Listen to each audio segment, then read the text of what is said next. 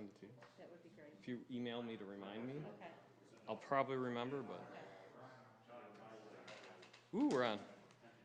Nice. Oh, we're live. Except that you're not shutting off. Hey. They're not shutting off. Well, then I guess we go like this.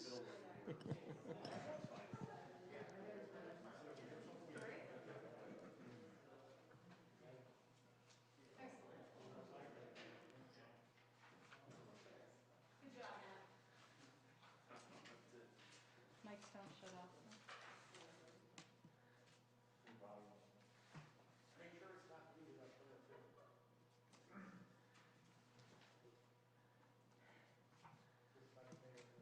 I've got, it's red.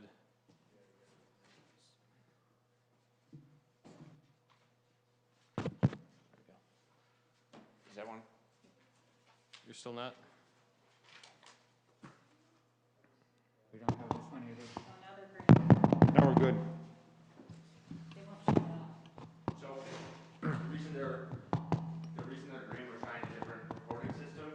So if you want, you can hold down to mute. So if I think they're going to be on, so we have to call for, you have to whisper to another member, just hold down and it'll be red.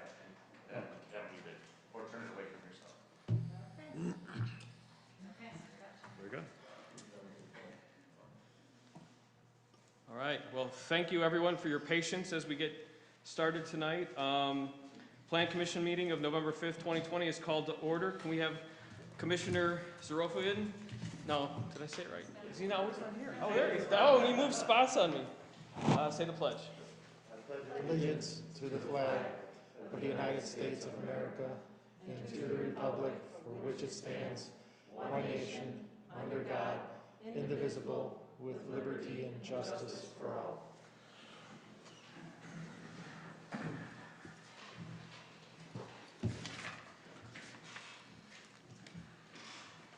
BJ, could you call the roll, please? I'll do the roll, Chairman Kozer. Okay. Member Foley? Here. Member McGarry? Here. Member Stanley? Here. Member Verdun? Here. Member Hand? Here. Member Zrebson? Here. Chairman Kozer. Here. Is there anyone in the audience who wishes to speak on items not listed on the agenda that are related to matters which concern the Plan Commission? So everyone who's going to speak tonight's on the agenda. For the minutes, are there any material changes to the October 15th minutes? Is there a motion to approve the minutes of October 15th? I so moved. I'll second. All in favor? Aye. Opposed? Motion carries. We have 4 new cases tonight. I propose to move case B to be the first case tonight before we swear everyone in. Can I have someone make that motion? I'll move to hear case B first and everything else down. Can I have a second? I'll second. All in favor? Opposed? Motion carries. Anyone who wishes to speak tonight, and if you're going to present a case, if you could stand at this time and raise your right hand, VJ will swear you in. Yeah, please raise your right hand and say I do after I read the oath. I swear that the evidence I shall give will be the truth, the whole truth, and nothing but the truth.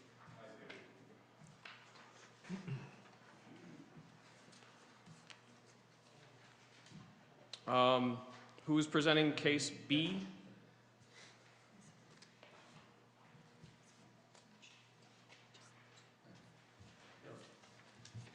So, the property is 154 27 South Badger Lane. And they're requesting a variance to the required rear yard setback from 30 feet to 15 feet.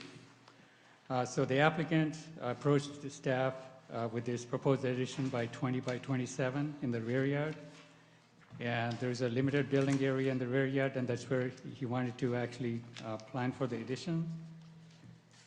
So this is, the property is zoned R5, and it's only 9,480 square feet. It actually has a slightly larger backyard than what is typical in R5 because it abuts the South Bell Road. And the proposed addition would not impact the easement area. There's a 15-foot easement in the backyard. And the applicant actually agreed to match the exterior materials of the building you see. That's the existing house on the backside. And if you recall, there was a similar case back in April 2019 for an addition in the side yard. And kind of a similar personal situation, wanting a bedroom at the ground level or to take care of a family member. That was in the side yard, and this is actually in the rear yard facing South Bell Road, which has less impact on the neighbors. So with that, the applicant is here if you have any additional questions. That concludes my report. Thank you. Can I make a motion to open the public hearing? Do we have a second? I'll second it. First and second, all in favor? Aye. Opposed? Motion carries. Does the petitioner want to add anything to the case? Yeah, please come on in. Good evening, everybody. The whole purpose of the project I proposed tonight is for my daughter. I have a 22-year-old daughter who's completely handicapped. She's confined to an electric wheelchair. When I moved in 16 years ago to Homer Glen, she was only 6 years old, so we were able to give her a bedroom in the lower level with a bathroom next to it. Now she has too many machines, a couple of wheelchairs, breathing equipments, and we take care of her, me and my wife, 100%. The only thing that she could move out of her body is basically her fingers to move the stick, to move the wheelchair. We have a staircase lift to move her up and, from downstairs upstairs. But now the bathroom and the bedrooms are completely too tight for her, and it's not accessible enough for her. So as she grew older, we were thinking about moving out. But the house is perfect for us. I have 4 children, plus I'm taking care of my 7-year-old mother, who stays with us too. I did hire a contractor to do some modification on the lower level to see if it's gonna work out for her. The cost is too high, and it was kind of a hideous project where you have to demolish walls, open windows. It was, reroute plumbings and electrical wires. And all the contractors told me the best thing for your case is to put an addition in the back. It will be more expensive, but on the long run, that will serve her the best. And that's the reason, we plan on staying in the same house for as long as we can. And since me and my wife are the sole caretakers for my daughter, we decided to see if that project could be feasible. That's it. Thank you. Thank you. Is there anyone from the public that'd like to speak on this case? Hearing none, we can close the public hearing. We have a motion to close the public hearing. A motion to close the public hearing. Can I have a second? Okay. Choose. All in favor? Opposed? Motion carries. Is there any discussion by the Plan Commission? I have a question to start. Were any comments from any of the neighbors that were notified? No, we haven't received any comments from the neighbors. Okay, thank you.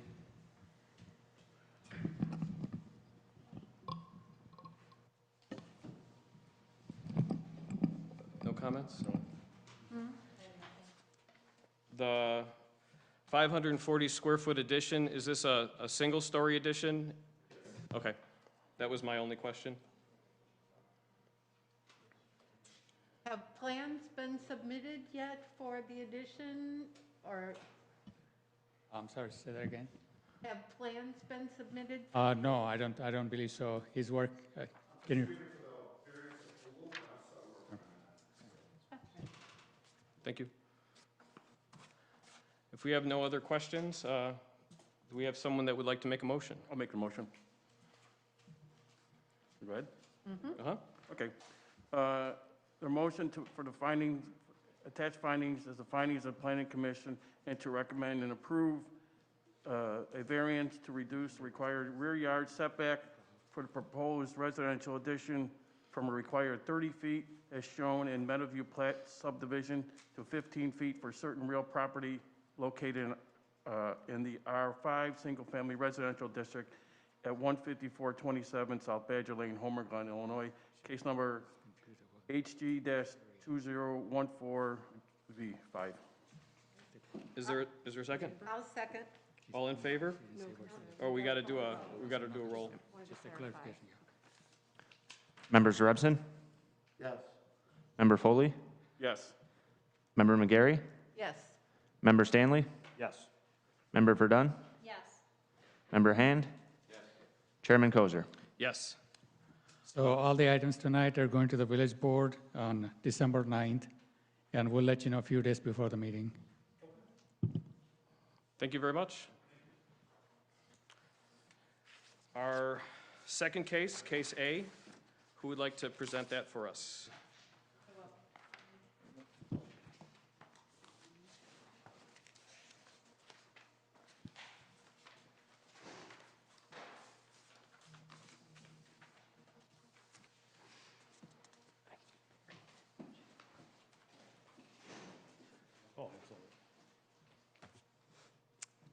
This is item HG 2013V at 13564 West 167th Street. It's a consideration of a request for a variance to reduce the required rear yard setback for the proposed attached garage addition from the required 40 feet to 33 feet, a variance to reduce the corner side setback for a non-dedicated right-of-way from the required 80 feet to 46 feet, and a variance to increase the maximum allowable impervious surface from 30% to 35%, and a variance to increase the maximum allowable lot coverage from 20% to 34%. The subject property is zoned R2 residential. It's at the corner of 167th and Parker. There's an existing single-family home on the property with a detached garage, both of which have been on the property since prior to 1961, according to aerials. The applicant is proposing to remodel the existing detached garage and attach it to the primary structure as an addition. The size of the proposed addition is 50 by 60. And so here's the site plan. The green is the addition in the rear. Parker's to the west. You can see along the road, and 167 to the south. And these are existing pictures of the property. You can see the home and then the detached. The first picture on the top left is the home, and then the detached garage currently as it sits is over to the right in that picture. Evidences of hardship that were notified by staff are that the homeowner would like to use a portion of the existing footprint of the detached garage. Also would like to utilize existing driveway where it's located now for ingress and egress. And it is to note that if this was to be put somewhere else, there would be increased driveway area, which could increase the variance needed for the impervious surface, so that would exacerbate that situation, as well as lot coverage, both of those things. There may have been more available space in the rear yard if the house could have been sited more forward. In the aerial, you can see this, and this is just theory, of course, because we don't have building permit from 1961, but I'm assuming that that's because of the pipeline and where it was located, that they pushed the house back, is my guess. You can see the houses to the north, they're a lot closer to Parker Road, and that's just that's just an assumption from staff. The pipeline location also restricts the addition from being able to be added to the front of the principal structure. And then the inclusion of the public roads as an impervious surface and in lot coverage, because this property, although on the aerials it shows that those right-of-ways have been dedicated, we have no reasons to believe and no recorded documents that show that this right-of-way has been dedicated. So currently, you know, the actual road is in the impervious and lot coverage calculation. And I know I went into kind of depth into the staff report about how we could review this if we pretended like they were dedicated, but you would have to assume that the lot didn't have that portion of the property in it, and it still would be an overage, even if you were to take that out. But his lot would also end up being a lot smaller than what's normally an R2, and we have used that in the past as a reason for hardship, for granting overages and impervious if they have a lot that's undersized for the zoning district. These are the conceptual architecture plans that were provided by the applicant. There were options on the east side, the right side of this slide.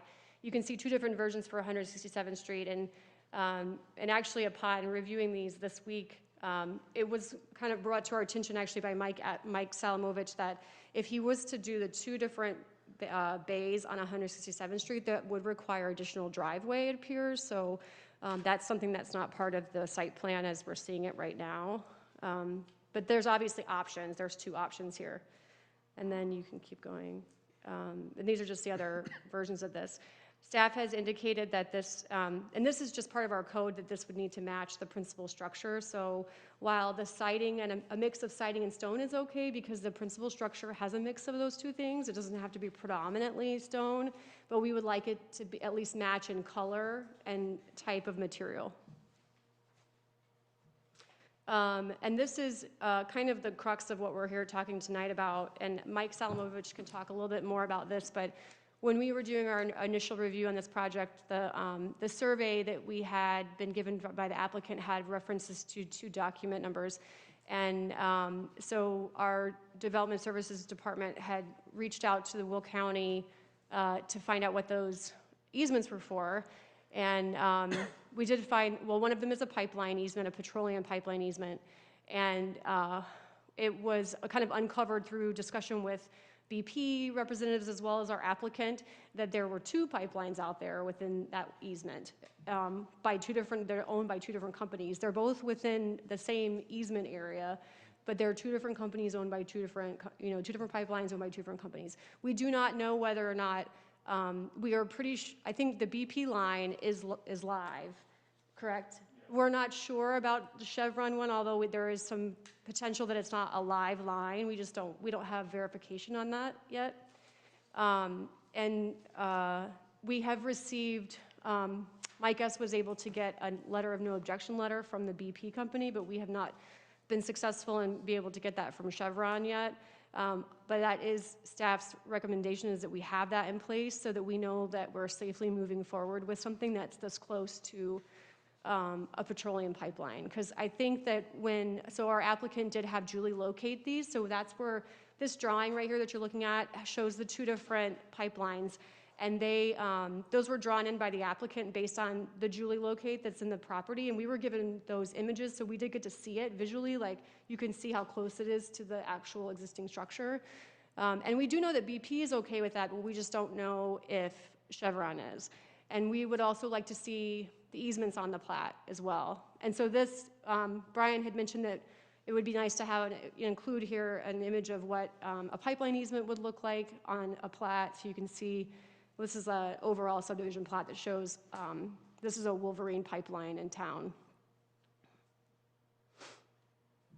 I think this might be my last slide. So this is just for us to land on with the site plan. Is that it? Yeah. That concludes my presentation. Oh, and then, I'm sorry. VJ did field one phone call from a resident, but there was no concern, or they weren't against the project. They just wanted to clarify one of the variances. I think it was the impervious. Just they didn't understand what it was, and so VJ clarified it, but there's been no other comments from the public. Thank you. You're welcome. Is there a motion to open the public hearing? I'll make a motion. We'll open it. Can we have a second? I'll second. All in favor? Aye. Opposed? Public hearing is open. Brian, can I add one more thing? Sure. I apologize. I have a lot of things here. Brian Stevens, who's the applicant, also provided the village with, I know that we had some property maintenance things that we went through with Casey, but we don't need to address those tonight here. Those are things that we can deal with you can address it if you want to, but they won't have any bearing on the variance conversations. He did reply to those, and we do have comments there.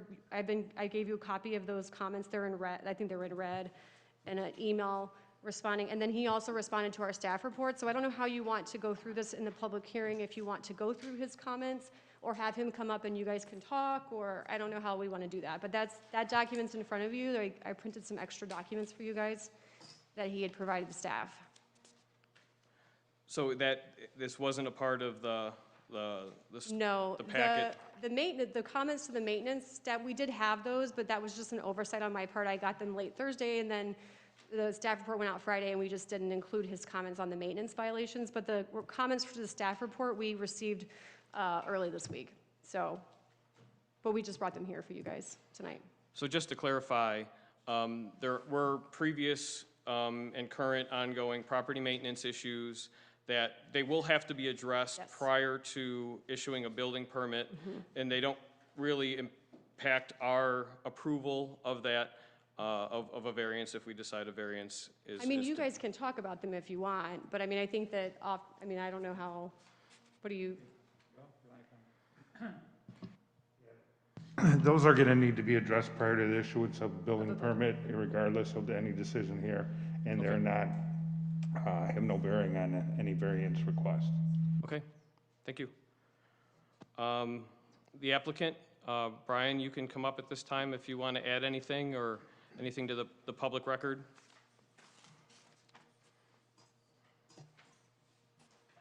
Good afternoon, good evening. Brian Stevens. I'm here to support my building proposal. There aren't many things that I'd like to add, although there is one concerning the pipeline. BP had provided me with a survey that I had provided the department, which shows the location of the pipelines on the plat of survey. I've included those a number of times to the department, and I'm puzzled why they haven't used it in their decision to recommend it.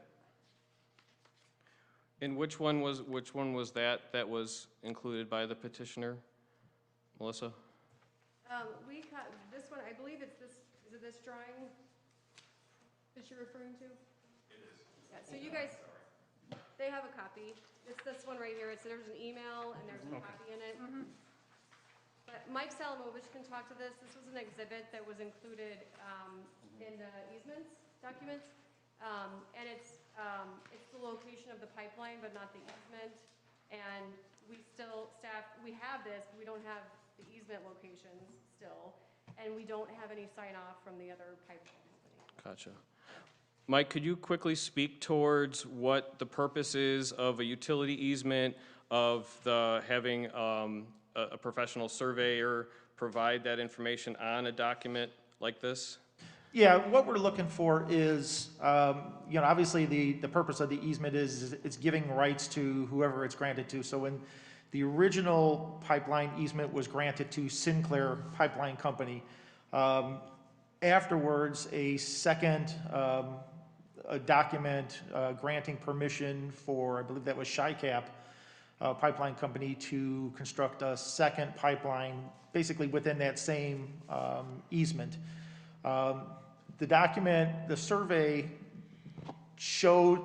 includes the document numbers, but it doesn't include the actual location of the easements.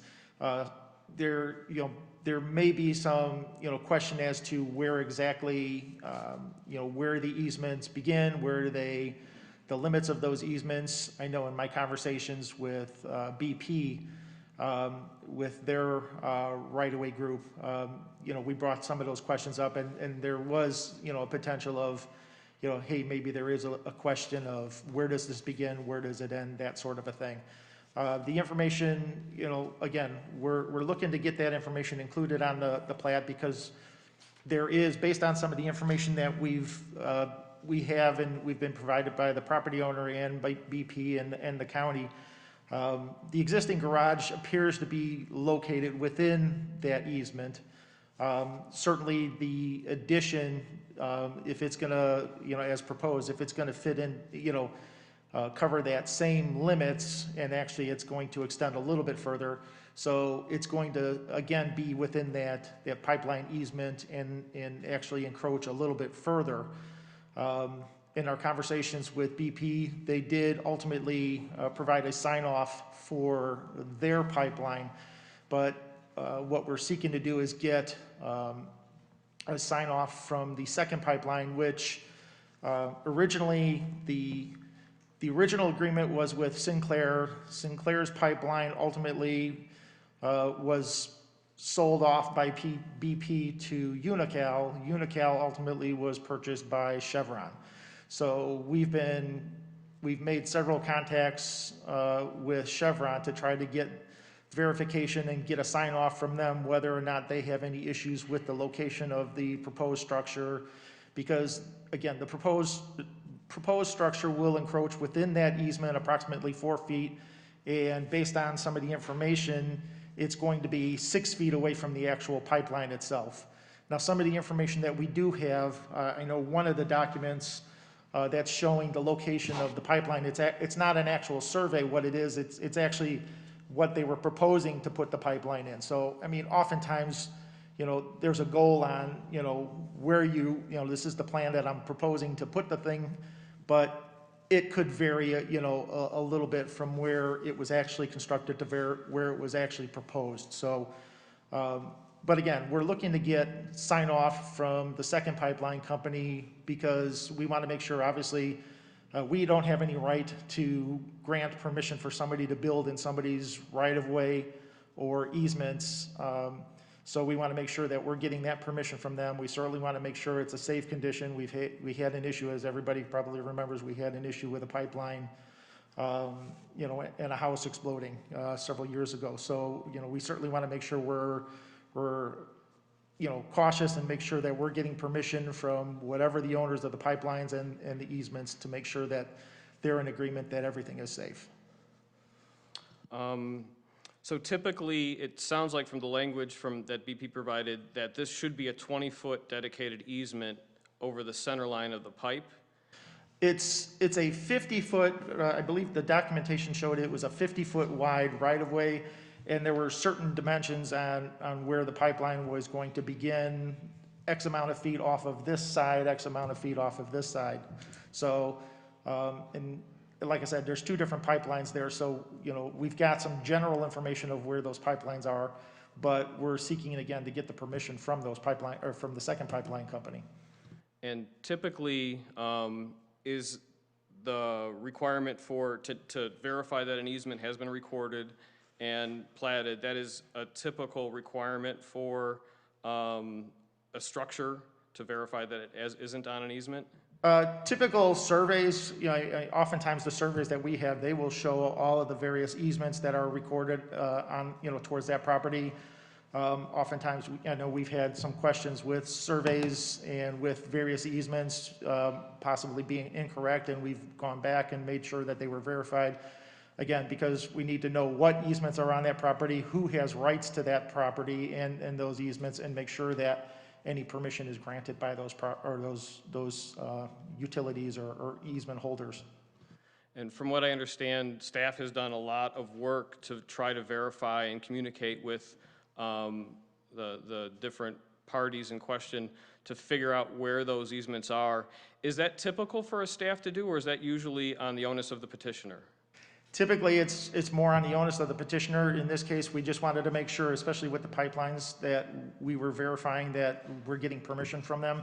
So we initially contacted BP, and I had several conversations with BP and their staff. Ultimately, they provided their sign-off on that. They provided me some additional information that the second pipeline was Unocal/Chevron. I had tried to contact them several times, didn't have any success. I finally was able to email them. I have not heard back from them, so I have actually contacted another department, actually their legal department, to try to get a response. I did get a response back from them. They stated that they're going to forward that to the proper department. So they stated that that took place, so I'm just waiting to hear back from their right-of-way department. So if it comes back that that line is dead and it's even further away than it's necessary, you would still need to have an easement shown on a legal plat of survey for the BP line, is that correct? Yeah, I mean, it's regardless of whether or not the pipeline is in operation or not.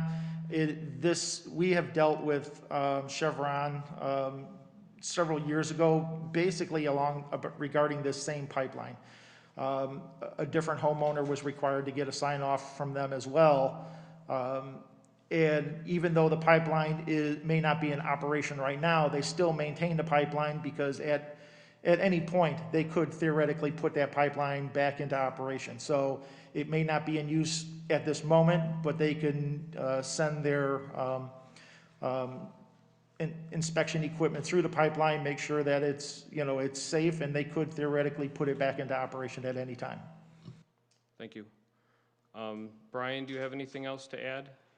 Well, I'm still confused regarding the survey that BP provided me showing the easement and the pipeline within the easement. Going back to the structures on my property are original area structures. They were here long before the BP pipeline was. The particular area on my property, why the building is there, it's the highest point on my property, of course, back in the 1930s or even 1920s, I'm not sure when. It shows it on the 1939 aerial of the GIS in Will County. So these structures being there prior to the pipeline coming in, the easements were granted between the parties, and those are the agreements that the parties have to live up to. Neither agreement, neither easement requires such a letter of no objection for the homeowner to enjoy the property. And really, that's what it's all about, the personal enjoyment of the real property. I'd like to enjoy mine like similar people in the area, having a larger garage than most. Yes, I would. And the village has pointed out that structures in the area have larger garages. The pipeline safety, of course, is a concern. BP has sent construction recommendations and safety requirements, which I would follow when constructing in the area. The pipeline was, BP had given the okay for the construction.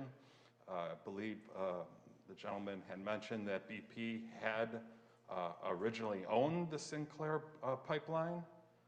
Therefore, they would know the location, and I would assume just included in their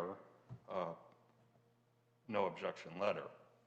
Of course, as the property owner, I didn't need that. I already have an easement that allows me to use the property as the easement states.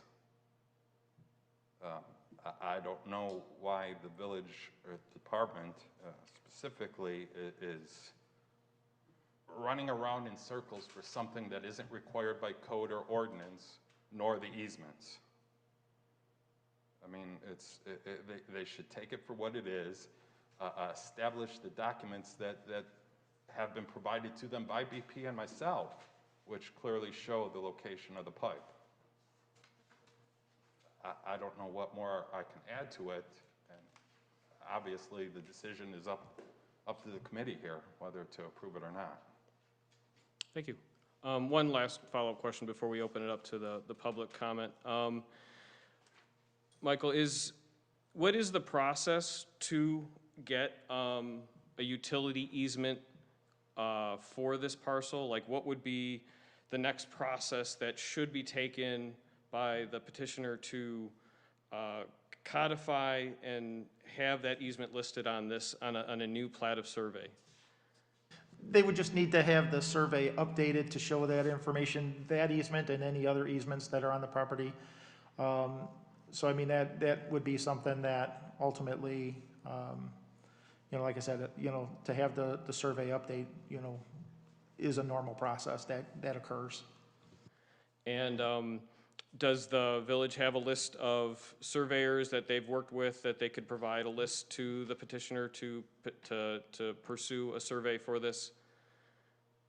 We certainly have, you know, we don't have kind of a prepared list, but we, you know, can provide you know, a list of surveyors in the area that we have worked with in the past.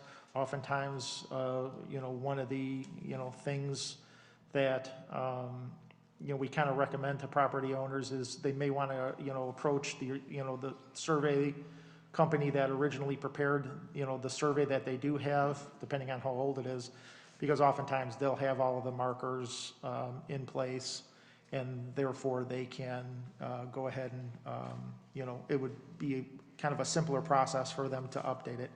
One of the items I just wanted to clarify, the information that we did get, you know, from the pipeline companies, that's part of the easement documents. Those aren't actually surveys. The one specifically shows that it's a proposed location of the pipeline. So it's kind of a plan of where they propose to put that.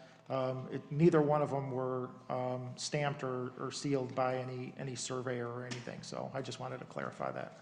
So just to follow up, if a survey was proposed by, an updated plat of survey was proposed by the petitioner, then you can have the actual legal current, they would do a utility locate, they would do a utility search, which they're required to by Illinois law and statute, to show where that is, then it'll be listed on the legal document, and then they could decide if this addition is in an appropriate position, or if the existing garage should be shifted north a little bit.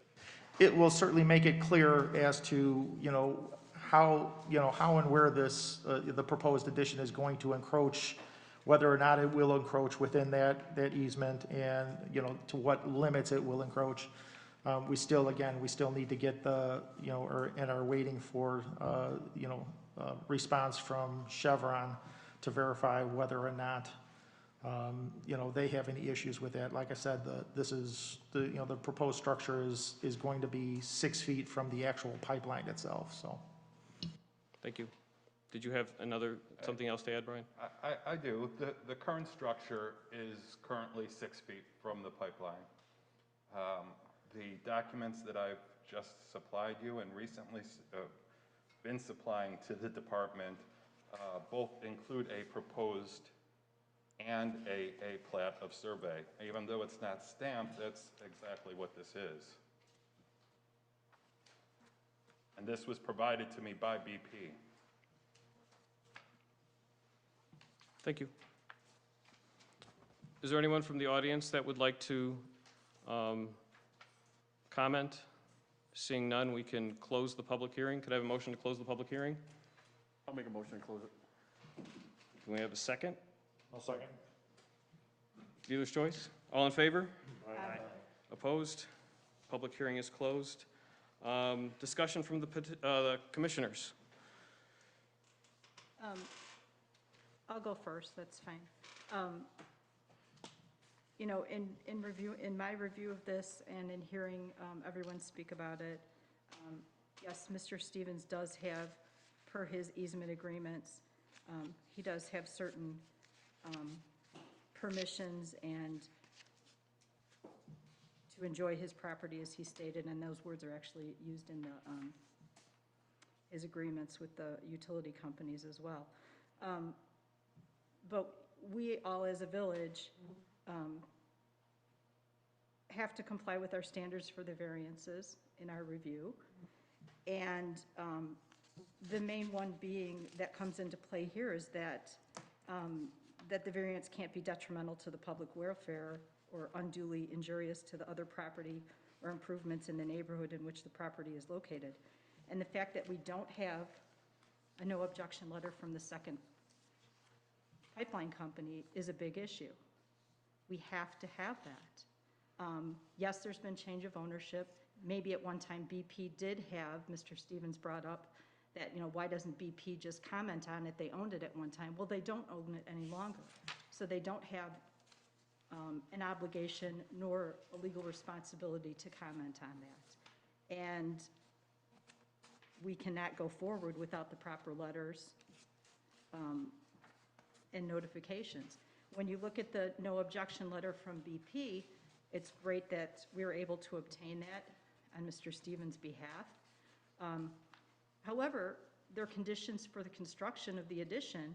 There is a lot of safety issues and things that have to be done in order to comply and to make sure that this is a safe project. We don't know if Chevron is going to object or not. We don't know if they're going to put in the same conditions or not. There's too many questions open at this time, in my opinion, for us to be able to approve this even conditionally. Thank you.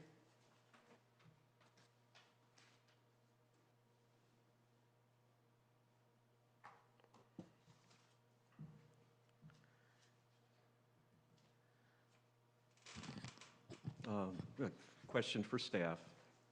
Does the village have any restrictions for building within the easement for a pipeline? Well, there's, I guess the specific restrictions would be, typically for any of our easements, we have restrictions as far as constructing on any kind of easements within our that we own, any other utility companies. It would be kind of the same as allowing somebody to build on somebody else's property. Somebody has, the pipeline company has the rights, certain rights to that portion of his property. So we have an obligation to verify that they have no issues with that construction proceeding. It appears to me, I'm just guessing, the house was built, away from the pipelines. The garage could have been built after the pipelines were within the easement, because we know they're in the easement. The other thing I wanted to bring up was, if it's 6 feet away, I'm wondering which pipeline it's 6 foot away from right now. I believe that is the Chevron pipeline. You can go back on the screen. BJ's got it. Now, this is based on, Mr. Stevens had Julie locate, and then he provided this to the village based on the Julie locate in the field. Which one is the red one and which one is the orange? The BP is gold and Unical is the red.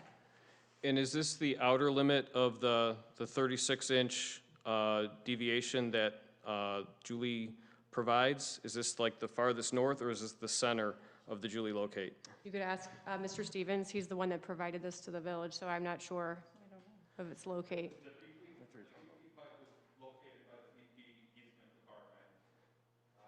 It marks the center line. The Julie locate marked each side of the pipe. So the closest part is the closest to the garage. So those flags in your lawn, those are pretty accurate for the pipelines? Yes. Okay. BP checked the depth of the pipes. And they do run on an angle, like on this drawing? Yeah. Because the other thing I wanted to bring up is the garage is, I'm sure it's just on a slab now? It is. So if you're going to keep the same footprint and the size of that addition going up, you're going to need footing and wall, so you're going to be about 2 to 3 feet closer to the pipeline. No, it's not going south towards the pipeline. It's going actually, It's just extending. it's going to the north. to the west, and then the rest of it's going to the north. So the footprint is moving north? The footprint is moving, Go back to the site plan. You can see it, John, on the site plan. You can see the existing structure is there in black lines. And the green area is the area that would be added onto. and the shaded area is driveway currently. Right. So there would be new footings. Yeah, we have not received any specific building plans, so we're not quite sure what his plans are as far as footings and the structure itself. It just, to me, a question would be if BP is aware that you'll be digging closer to the pipeline than that slab there now?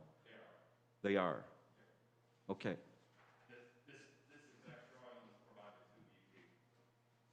But again, They did not. the pipeline that's closest to the existing structure is actually the Chevron pipeline, so we haven't heard from them yet.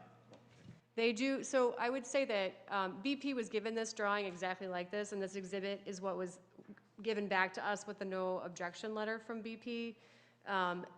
They didn't ask for any additional documentation, John, that would show construction details of what those sidewalls would look like under the footers underground. But they are aware of exactly this footprint and its relation to the pipeline. 50 inches deep.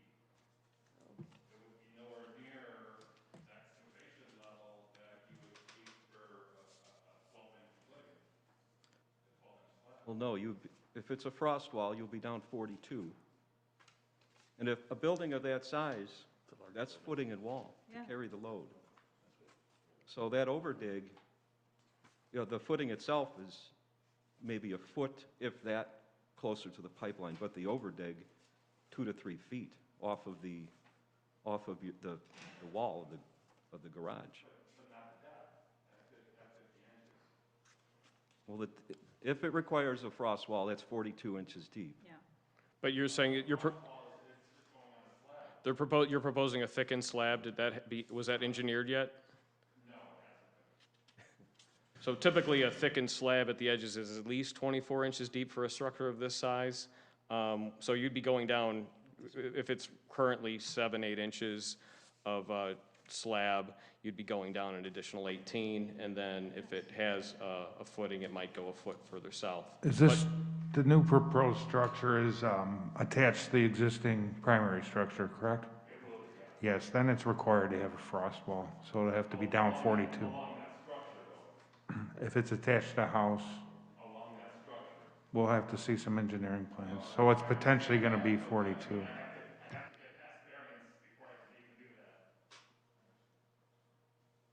Thank you. Any other commissioner comments? I have a question. What are you going to use the garage for? Do you have a business or? No, you can see in one of the pictures, a trolley. Right. Yeah. So Yeah. I'd like this, I like the trolley. The trolley's actually pretty cool. I'd like to store my trolley in my garage. Okay. It's impossible with the current structure. Current structure was built in the 1930s, it's vinyl wrapped, and literally, it needs attention as well. What's the? If I'm gonna put money into a structure, I wanna build a new structure rather than patch up an old one. Sure. What's the dimensions of the trolley? Trolley is 30 foot long, 12 foot high, 89 inches wide. All right. So, with what you're proposing is we could probably put 12.5 trolleys in it. No. It's a rather large building. No, actually no. At too deep is already 60 feet.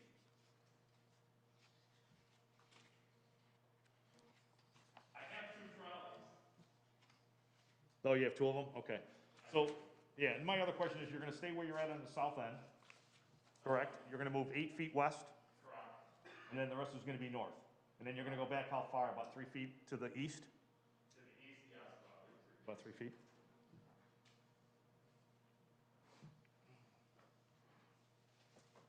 That's all I have. Thank you. Commissioner McGarry? Well, besides the pipelines, the rest of the variances, an increase of allowable lot coverage from 20 to 34%. That's a big increase in surface. And that part, I know you said something about the right-of-way on the street. That street does that? So, The street is included in my lot coverage because the street, I actually own the street. Okay. so he's correct about the fact that the pavement as it sits, because it is on his property line, the way that we define that in our code and how we that had the ability to do, it's just a division, you know, total lot area divided by Yeah. whatever, impervious. You have to include it, right? So there's an innate hardship in that, for sure, that you have roadway on your property. But you don't get to benefit from, say, having that hardship without pretending like if that, so if we're gonna take it out, say we take it out and it doesn't count towards his impervious, right? Or you wanna use that as a reason for hardship, you also have to pretend like that lot would have had the right-of-way dedicated.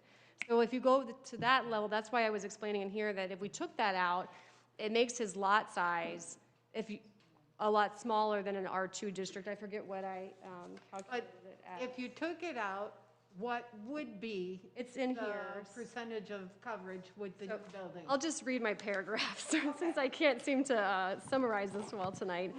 Okay, so I say, to continue, imagine that the right-of-way had been dedicated and that the impervious surface and lot coverage could be recalculated with the result of the impervious surface going down to approximately 29%, which would be code compliant for impervious, and the lot coverage to 28%. I did read that.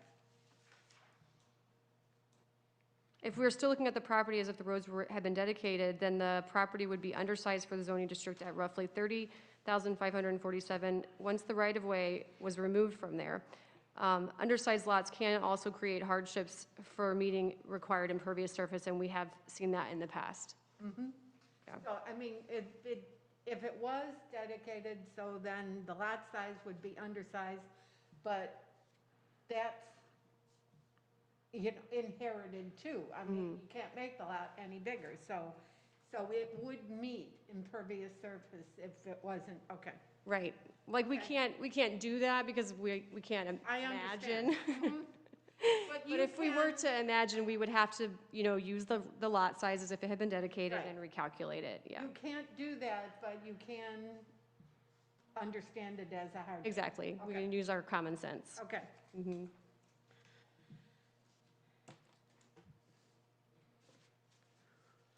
Do we know the location of the Nicor line?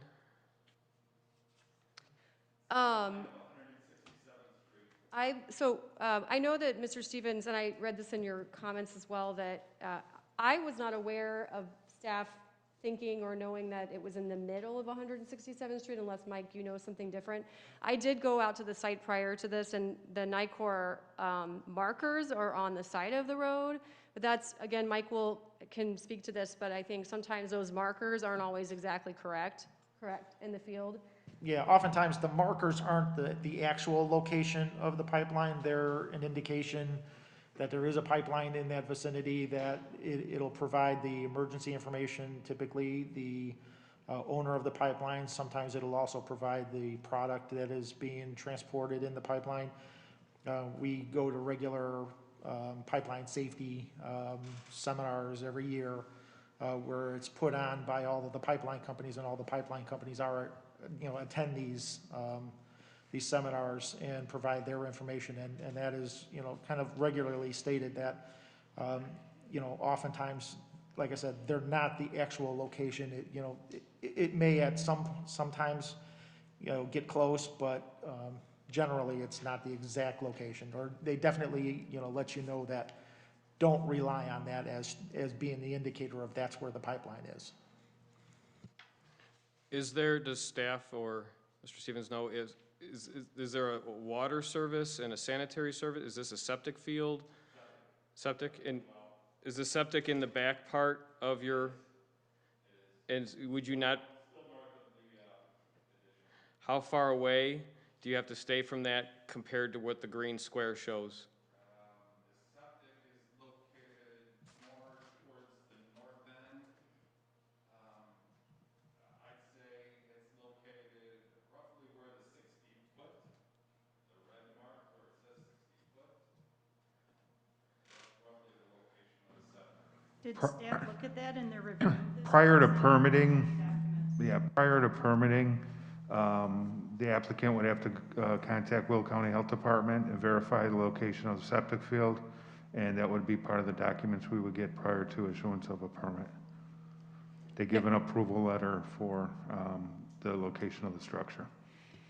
I did not verify that, Beth. Okay, thank So potentially, if the utility easement is where we think it is, and the existing garage is in that easement, there would still be an ability to shift the existing, or the proposed addition north to allow that easement to remain without having to get Chevron's, or after you get Chevron's approval. If they say no, there is room to move north. We've got it kind of tucked into this place where the house bumps out. Yeah, I was just speaking towards the physical location of the septic field. Would there be room to move this whole thing 6 feet north if that shows where the utility easement ends up being? There might be, yes. I mean, the structure itself is not 3,000 square feet. The structure itself is only going to be 2,400 square feet. The 3,000 square foot is the pad that the structure is going to be located on. But it's going to have an additional, the 10-foot difference is going to be a patio into the backyard. There's a small porch on the north side, Brian. Thank you. The utility easement, the I-4 easement that you referred to, I have it not located on the plat, but located on my title. And on the title, it specifies that it is on the center line of 167th Street. Thank you. Anyone else? Would someone like to make a motion?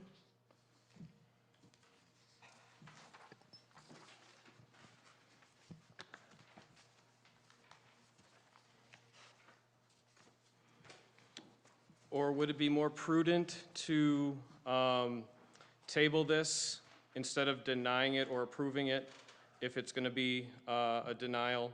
Would it be more prudent to table it to, or create, is it called tabled? Is that what you? To table it to a future date where we have a utility easement shown, and then at that point, readjust the impervious and setback requirements to see that it would be in a location that would be more safe and approvable. I agree, and have the second letter. Utility plat updated and have the second letter from the other company. So would someone like to make a motion to table it, and then we can take a vote? I'm just saying the size of the building is like twice the size is allowed right now, so. I did hear you say, did I not, that there are other outbuildings or pole barns or whatever in the area that are this size?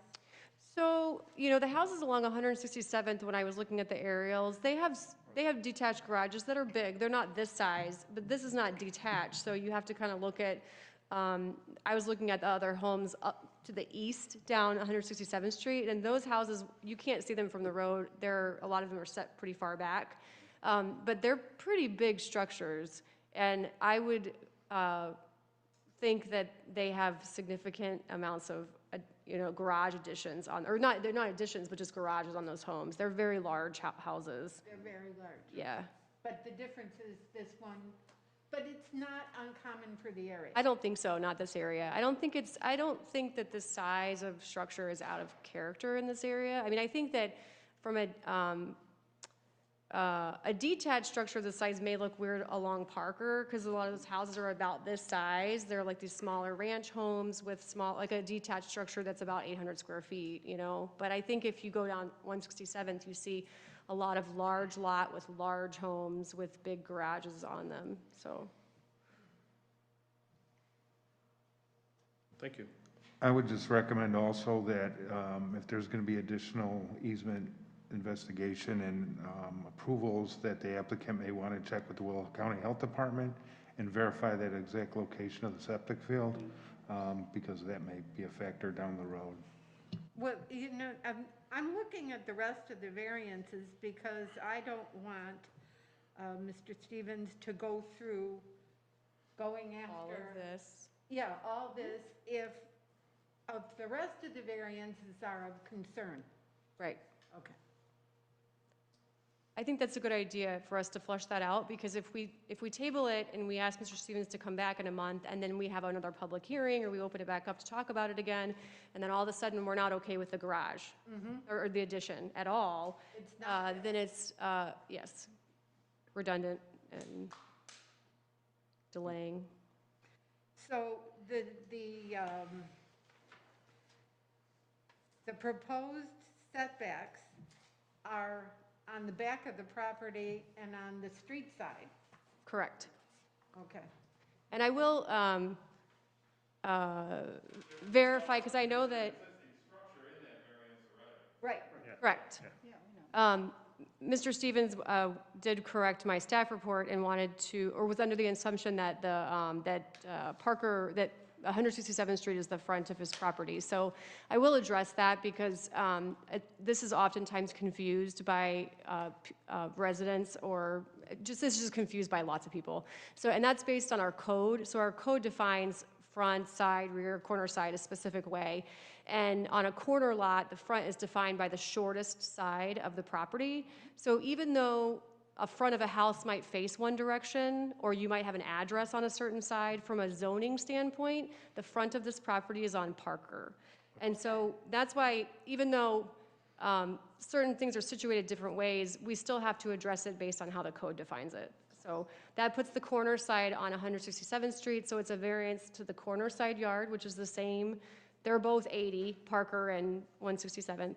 And then the rear is a 40-foot setback, and so this would be, I think it's like 33 feet or 34 feet from the back. And it doesn't back up to somebody else's house, it actually backs up to somebody else's front yard. The house is set back quite a bit. Yes. And the fact that there was no argument from, or discussion or comment from any of the neighbors, Yeah. shows that no one had a material concern for having this enlarged in their vicinity.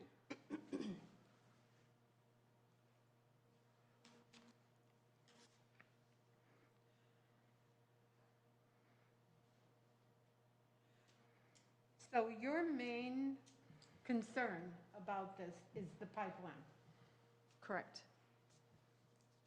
I think that we always need to look at impervious surface variances, but I think that in this case, there are some things that we can look at from a common sense standpoint that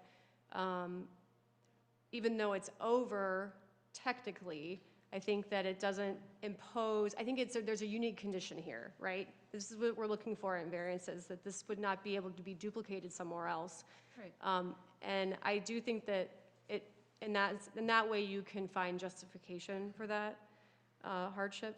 The setbacks, the same thing. So I think that because this home and the garage is set back farther back, and there's a pipeline in the front yard, there's clearly septic, there's only so many places you can put this addition.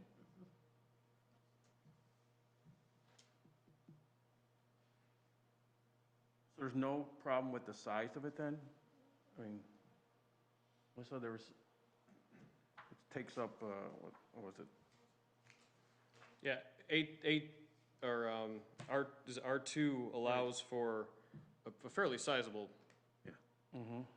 lot, or a very sizable primary structure, correct? So R2 allows for, it's just 20% lot coverage and 30% impervious. I think you were asking the There's size no- of the building, weren't you? No, it was the lot coverage. It Oh, was you the was, 20%, the 20%. Okay. The other, when Mr. Stevens came in the beginning, he was looking to propose an expansion to the detached garage. Yes. And staff did direct him that we had just gone through this in R2 in the fall, and that the board was very specific about not having anything go over a specific size. And we just did a code update, and we went up to 1,200. And after staff told Mr. Stevens this, he proposed to do an addition to the home. But Mr. Stevens has mentioned that the actual building was 2,400. Right, that's what he said. Correct. Okay. And that's why you have to go from 20% lot coverage for the primary structure to 34, and that doesn't include any impervious or anything, that's or it does it? Say that one more time. The 20% primary structure requirement, That's so lot coverage just doesn't include things like swimming pools, decks, sidewalks. It does include driveways. it does? It does include driveways. Okay. Mhm. So it would include this additional patio that you're talking about? Yeah. Okay. I mean, I didn't provide you with an existing condition of lot coverage right now. I just showed you what's being proposed. So, I mean, we could do that at the next meeting if you wanted to see. And then just to clarify, I know you've said it 4 times now. That's okay. Now, I'm asking it, so, in that 34%, that includes Parker and 167th? Correct. Okay, and that's where the hardship lies. If we had, maybe if we see it again, if we have that actual piece of street broken out from the actual, If you I know take it it's like out, apples and oranges, it's really hard Kind of have to to, pretend, if we pretended to take, if we took it Right. out, we'd have to pretend like the roads had been dedicated, I think. And in that case, the lot, at that point, the balance of the lot is actually undersized for R2. And we have looked at that in the past as a reason to grant, just to allow people to have normal-sized things that are in a neighborhood, their neighborhood. and typically, we're looking at lot coverage for not only water runoff, but also the fitability of the structure with neighboring parcels. Correct. This is on a corner with owning the street, I mean, there's a lot of weird going on here, so. There is, Yes, there is. How big is the detached structure now? It's 42 by 24, so just under 1,000 square feet. All right, so you're adding 1,400, technically.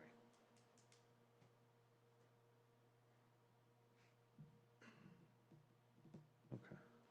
So if we decide to table this, do we need to make specific? Twice as big. You have 2 options. You can continue the public hearing until we get the documents submitted, or you could be date specific, like December 3rd, Plan Commission meeting. You could do either way. So would you like to see approval from the pipeline company and a verification of the septic? And the utility platted on a new legal platted survey. Legal plat of survey. Legal plat of survey. Isn't it a requirement for engineering? Yes, Michael, speak to the code question. Yeah, I mean, as far as with the code, there's nothing specific that says yes or no. Typically, any of the surveys that we get, we do want to see whatever easements are on there. When it gets to the point of approval, we're still going to need that same information for the site plan as well. I feel like Yeah, exactly. It's our way so that we know what easements are there, who's, if there's any permission that needs to be granted by those, and to make sure that it's in compliance with, whatever setbacks and again, those easements.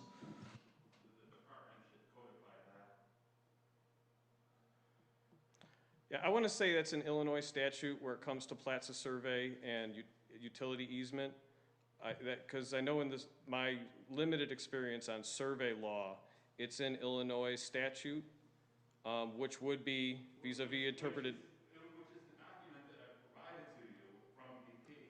Typically, plat of survey has to be within 2 years of age for new structures, from my understanding. So just take that for what it's worth. And since you're asking for a variance that is not allowed by current code, these are minimum requirements that we're asking for to move forward.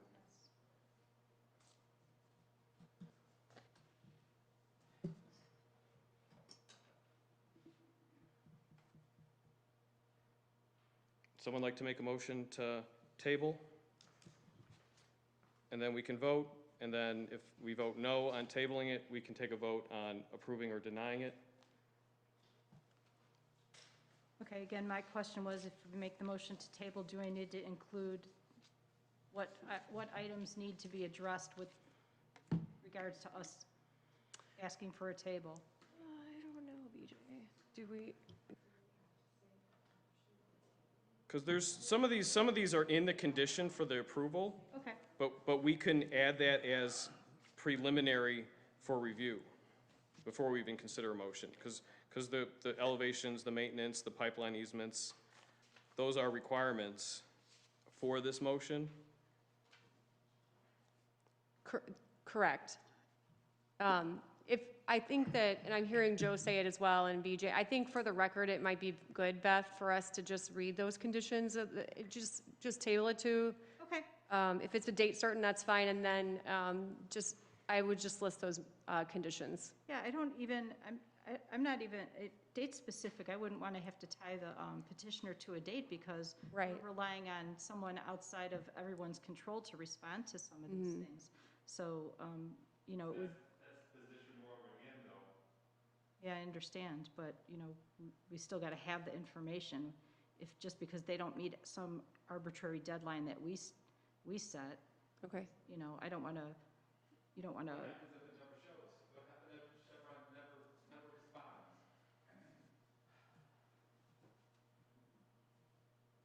Well, I mean, Mike, you can speak to that if you feel like that's not going to happen, or you feel like. Yeah, I think it's just, we've had some difficulty getting to the right people. I think we're, at this point, I think we're at the right people. Okay. So I know they've provided this documentation in the past for other projects, so I don't believe it's a matter of them not responding. I think just some difficulties trying to get to the right department and the right people at the, you know, in the beginning. But legal now said that they're going to send it to the right-of-way department, correct? Correct.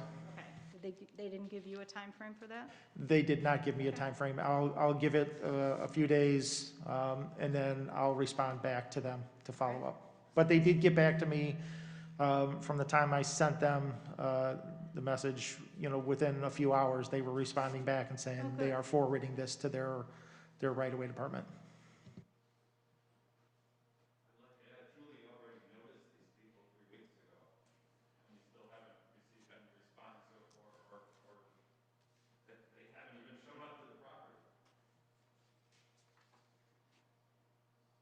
Okay, well, I'll make a motion that we table this item. Get the case number here.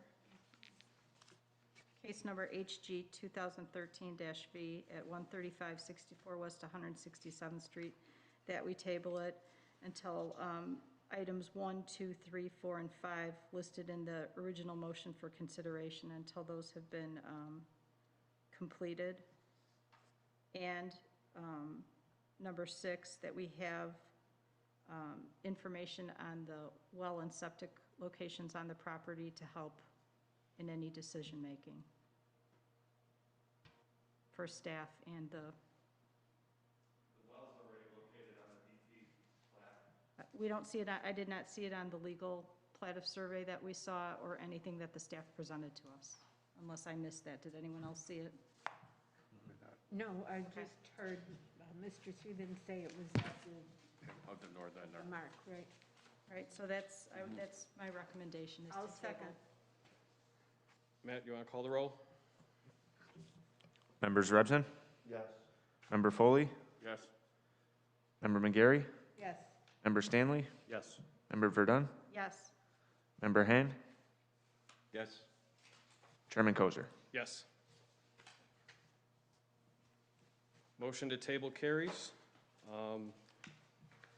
Work with staff to provide those documentations, and we'll see you hopefully soon. Thank you. Case C, who will be presenting this for us tonight? I will. It's HG 2015V, 13711 West 159th Street. This is a consideration of a request for a variance to allow a commercial use multi-tenant monument sign on an A1 agricultural district property where monument signs are not currently allowed. The property is zoned A1 agricultural. The subject property has long been utilized for mixed commercial office.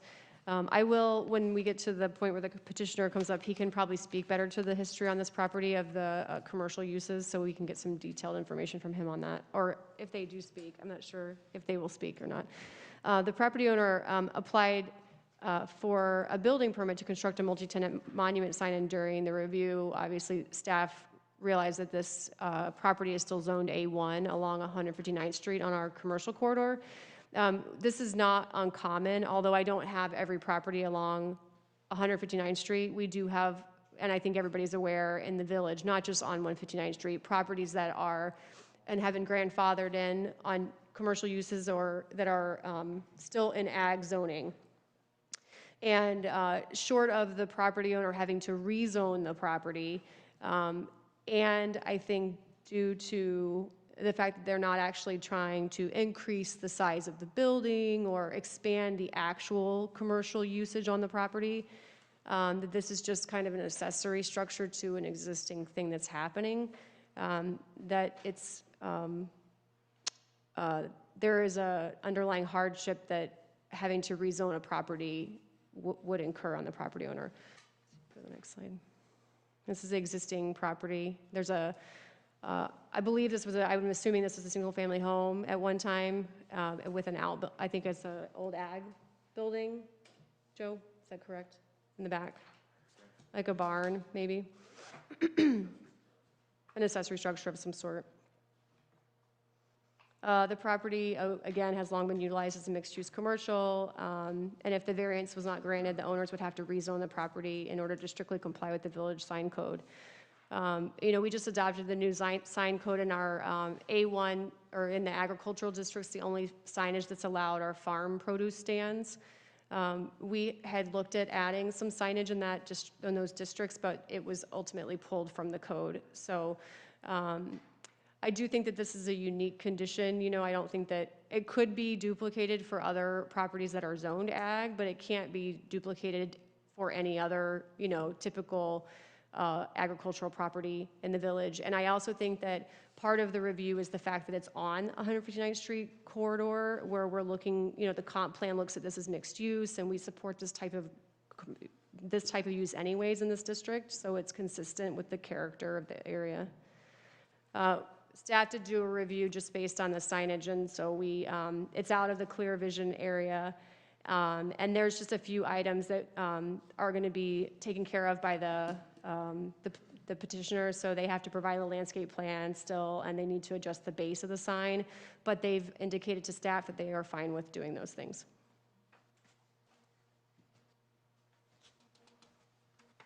Is that all on this? Oh, this is the sign. And that concludes my presentation. I do, if Ms. Vorkin, is that your name? Oh, they're both here. I don't think, did you guys get sworn in? No. To speak, so you'll need to get sworn in to speak. Please raise your right hand and say, I do after I speak the oath. I solemnly swear that the evidence I shall give will be the truth, the whole truth, and nothing but the truth. I do. And Michael Forkin on behalf of the property owner, well, we're the property owner. It's under Forkin Family LLC. We've owned the property since around the mid-90s, where it has been used as a, funny enough, land surveying and civil engineering office. And also construction, Celtic development. It was a single-family home at one time. We immediately converted it to an office. It has been used as an office continuously since '96. I think that's when I didn't exactly look exactly the year. It's 95, 96 is right around the year we bought it. And there's a 3-car garage that we've used as storage since that time as well. Just like lawnmowers, some light equipment and whatnot for residential construction. And then my husband passed away in October of 2018. And at that time, he didn't know what he was going to do, if he was going to keep the office or not. So after he passed away, I decided to do the renovations. So we put new roof, it's all new plumbing, everything is all new inside. and we fixed, it was pretty ramshackle and pretty run down. So we fixed up the garage and we store our equipment in there. And we're in the process of getting the additional equipment in the back. We have like a container. We're trying to, see about selling some of that. Well, we have a Bobcat because we have. Yeah, it's on the market. We're just trying to get the sign so we can just But I tee do it up. I presently use it, I meet clients, because we still do home building, and we still have a project in Orland Park. So I do meet clients there, and the biggest, complaint is they don't know where we're at. Yeah, as you're driving, it is, prior to the light, I mean, it was very hard you would just blow right past the house in comparison to where it is to BI Tool Rental and now the new structure, the new building that's next door. So we just are putting this up for some visibility, have it so you can see the address and the names of the tenants from the street as you're driving. Thank you. Yeah, that's it. Yeah, that was all, and then that, they always think that we're part of BI Rental, and, that's was, the thing, so. Yeah. Thank you. Thank you. Can I make a motion to open the public hearing? I'll move to open the public hearing. I'll second it. All in favor? Aye. Opposed? Anyone from the public have a comment or question regarding this parcel? Seeing none, I'll close the public hearing. Can I have a motion? I'll move to close the public hearing. I'll second it. Okay, I'll second it. All in favor? Aye. Opposed? Motion carries. Public hearing is closed. Questions from the commissioners? There's a sign to the east. Is that property for sale next to the building? Or just, I thought I saw for lease or for sale, the building. There's a sign out in front along 159th Street? That's ours. Okay. So is there something going to go on that piece of property to the east? Okay, that's fine. I just asked. I didn't know if you were going to plan on building something there.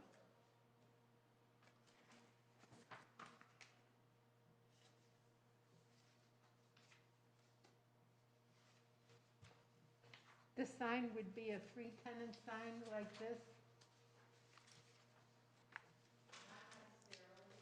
Yeah, Melissa? It's a So- three-tenant sign? That's what's on the drawing that they provided. You're gonna have to, I don't have the code in front of me. I can't remember, I believe that we increased tenant panel allowances to 6 on multi-tenant signs. But I think the layout of that would have to come back through. Like if this is proposed as 3 right now, in order to reconstruct that sign, you can trade out tenant panels, but if we would need to see if the number of tenant panels was changing. We would review that. So if that is going to change, staff would need an updated drawing from you that shows that. And just so you know, yes. But this is what we have currently, is the 3. Okay. But the max is 6. And this meets code the way it is? Well, so the only 2 things that it does not meet code with currently are the width of the base. It's supposed to be a little bit wider. So our code requires that it has to be 80% of the total sign width. Okay. So that base is a little bit too narrow. And so, but they've via email, they've said that they're gonna respond back to the village and provide us with an updated elevation. And then we require landscaping at the base, and I don't have a landscape plan yet, but that's all, again, they just need to be met before a building permit can be issued. And those things are good with you? Okay. Okay. One question I would have is if you're going to be looking to put more tenants in there, a multiple tenant sign as opposed to 3, would you be working within the landscape of this sign that you're proposing, or would you be looking to put a bigger sign in? No, this is it. Okay. Okay.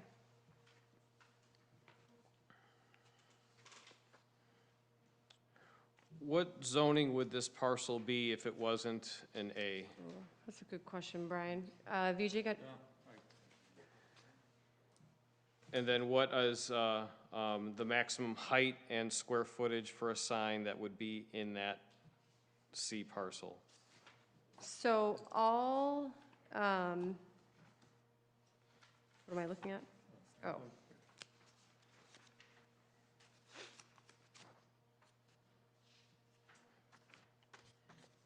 So it's our, the new code is not by district, it's by districts. So it's all business districts, right? The height of a multi-tenant sign is actually 15 feet now in commercial districts. A single tenant sign is 10. And then it's 1 square feet per 3 feet of frontage along a property. Not to exceed, and in this case, it would be 80 square feet of copy area on a multi-tenant sign and 120 square feet of sign face area. So on both accounts, we're under. Yeah, otherwise the sign meets code, yeah. Thank you. So as far as zoning, they could be any of the C districts or office-type building. You know, yeah. Yeah.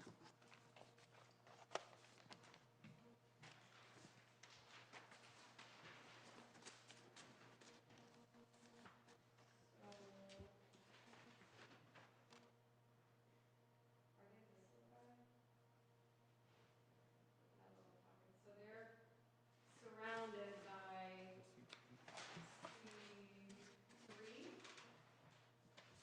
So staff would probably recommend C3. There is C2 across the street though, but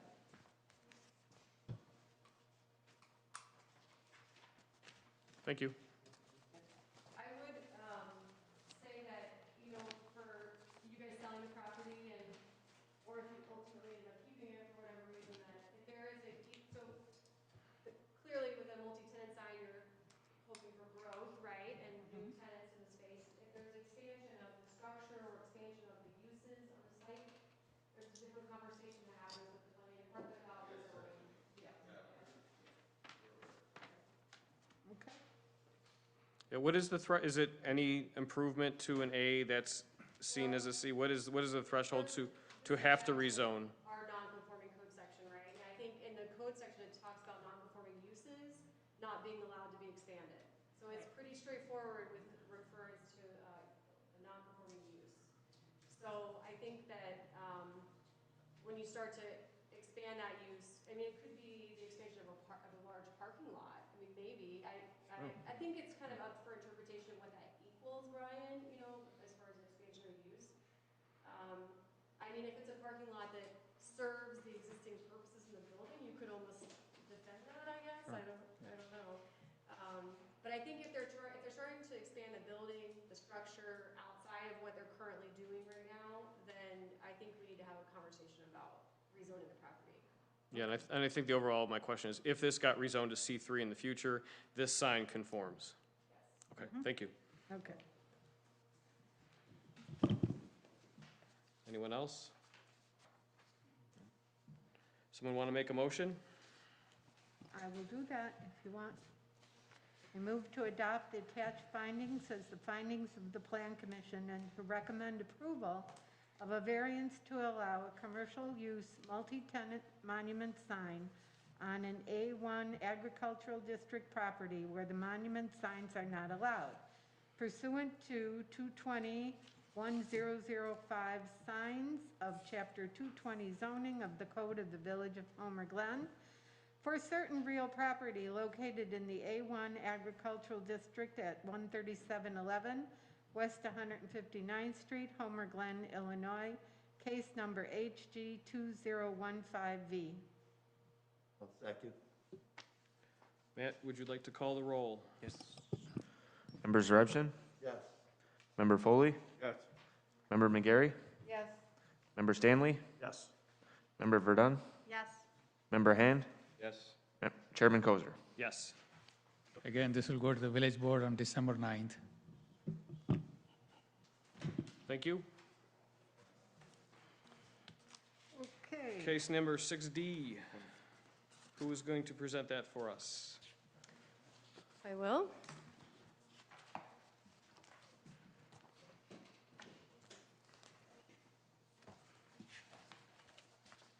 Oh my goodness.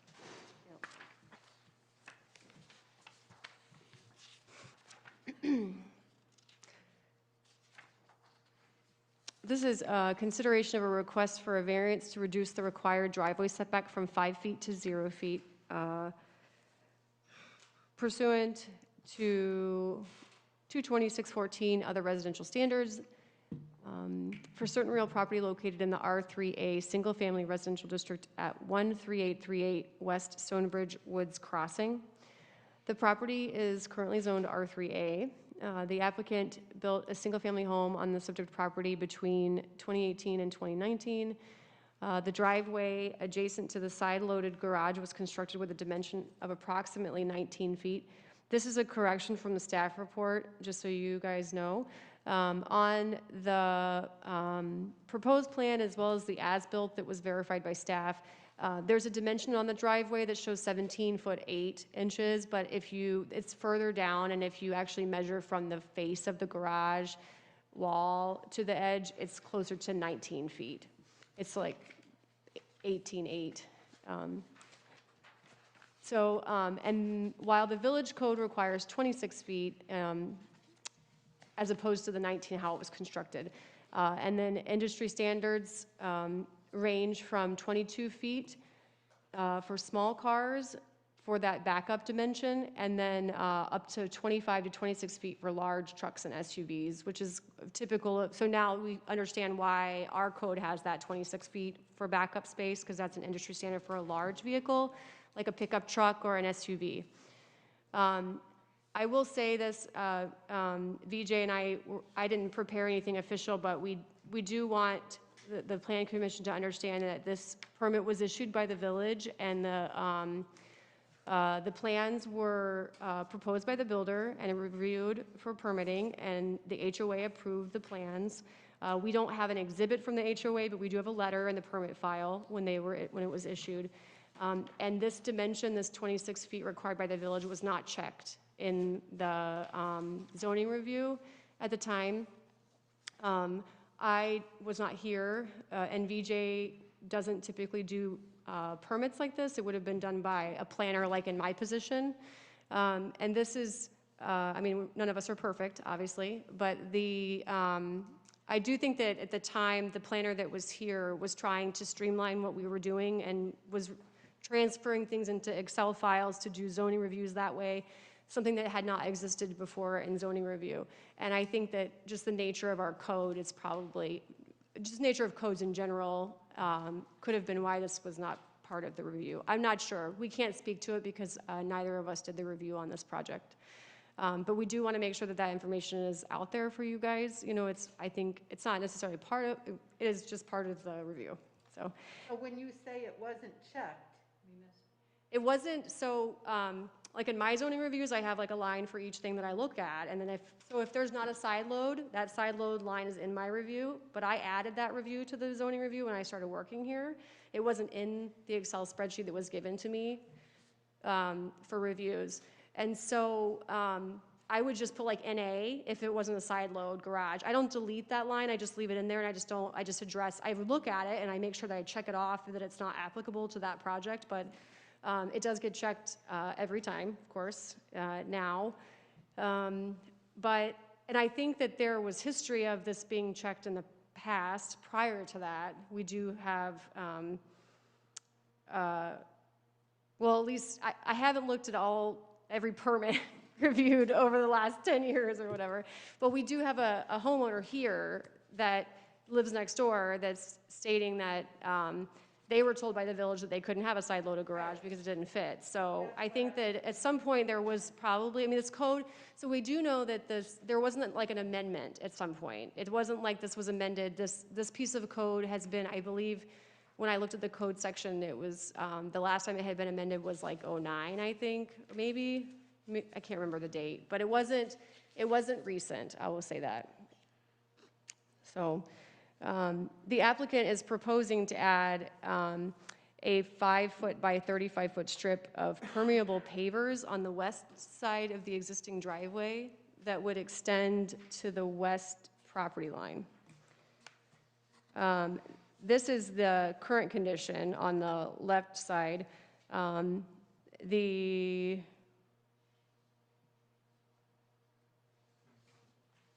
I have a question for you. This one on the right, is this the condition at the other property in Stonebridge? Yes. Okay.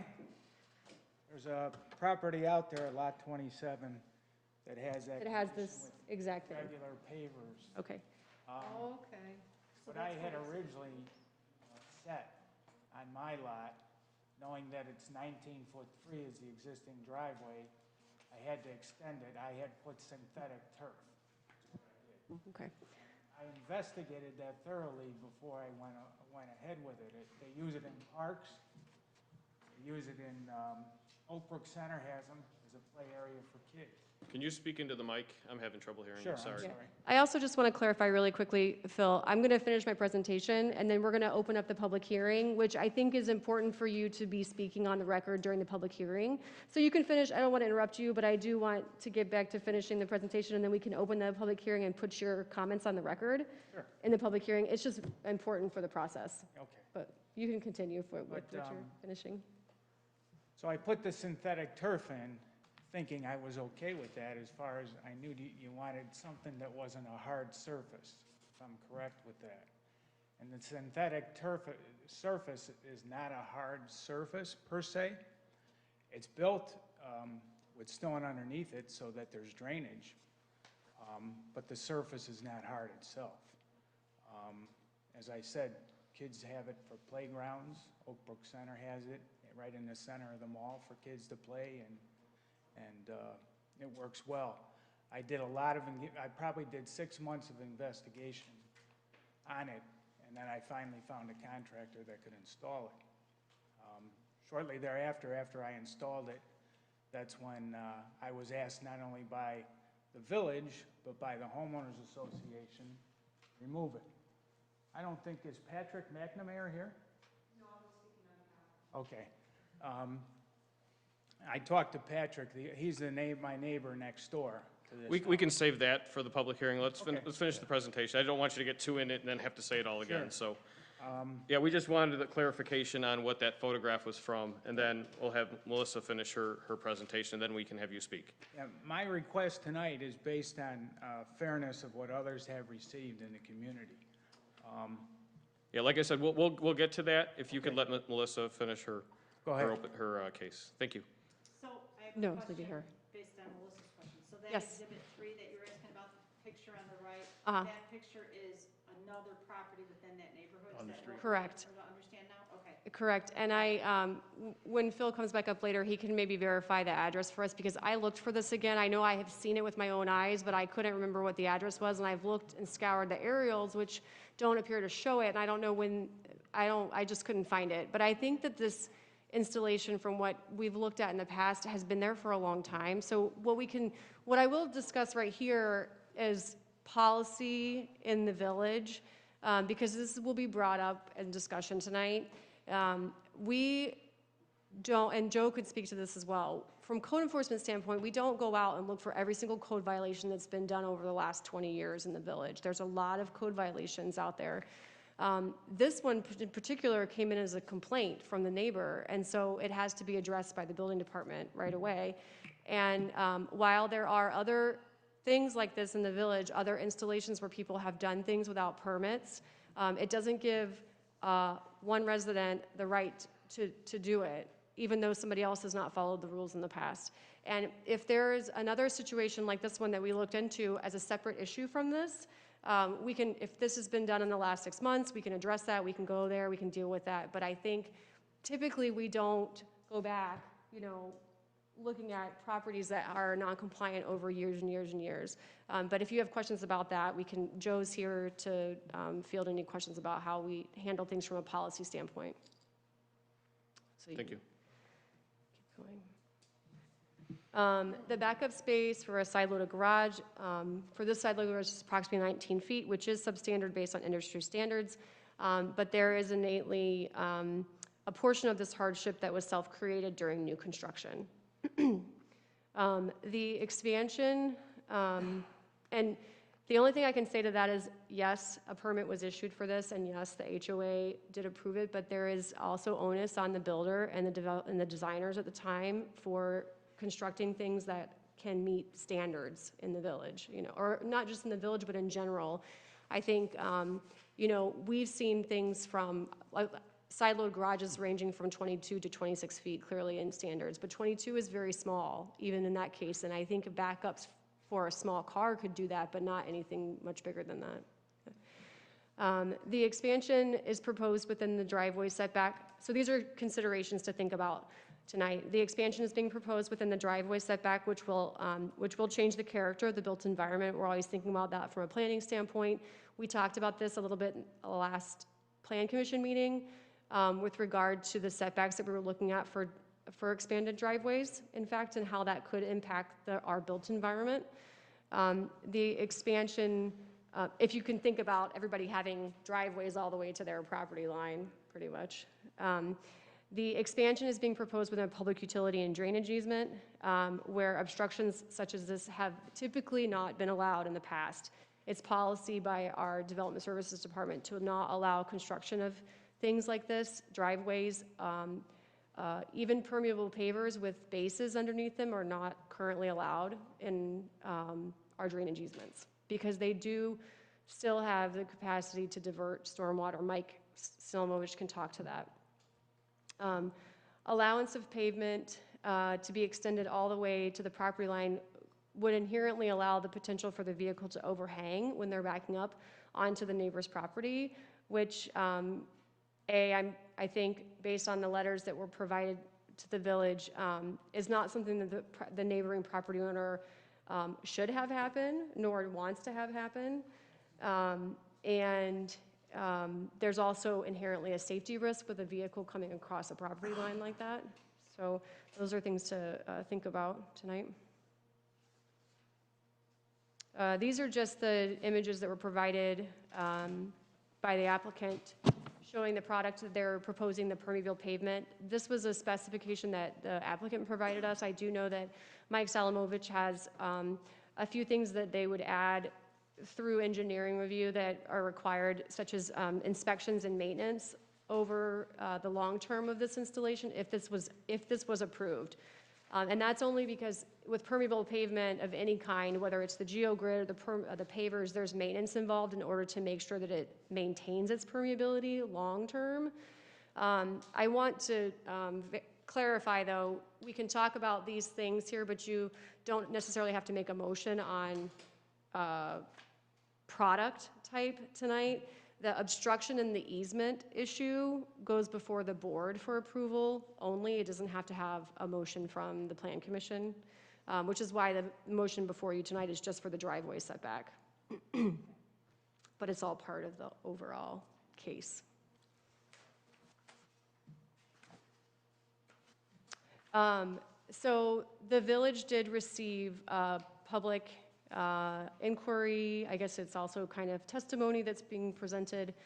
The property owner that's next door at 13850 West Stonebridge Woods, just located just west of the subject property, submitted a letter to the village and also spoke with 2 members of our staff, basically summarizing what's also in the letter. And he did indicate to staff what I had said before, which is that in 2014, when they built their home, they had come in with a side load garage design and were asked by the village to redesign it to a front load because it did not fit. So he has innately concerns about this just because it's a very similar situation for him. And then he also has young children and has concerns about the potential safety of the vehicles crossing over the property line into his property. The village has also received a letter from the Stonebridge Woods HOA that does not support this as well. The artificial turf that was installed does not comply with the deeds and covenants, nor does the pavers, nor does the geogrid technically. I we have not discussed the GeoGrid option with them because we're here before you kind of discussing all of the options. But I think that because they've spoken to us on this case that we would want to, anything that we were going to look at, I think we should talk about it openly with all the parties that are involved. So there's a lot of product ideas and things on, that can be used. But I think everybody has to weigh in on this, so. I'm gonna leave it here, but if we need to go to a different side, you guys can ask us to go back.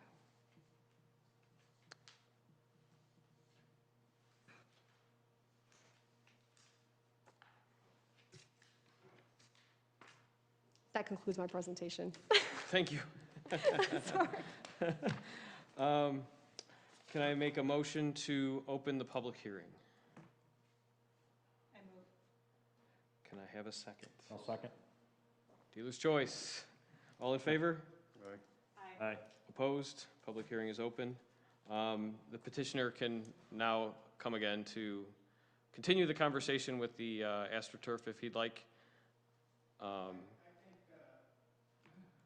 hear what the others say, because Okay, I know they're not here for me. very good. Then you feel free to respond after we have. So anyone else from the public, do we have a sign-in? Do we have multiple people that are gonna, or VJ, you could just say who it is, and as long as everyone's sworn in. I signed it. Yeah, we signed it. Okay. Brian, do you feel like we need to read the letters? Sure. I was going to do that if you wanted, and this is Alex from one of the letters, and I can give a little bit of background maybe, Okay. which may actually help with the situation. Okay.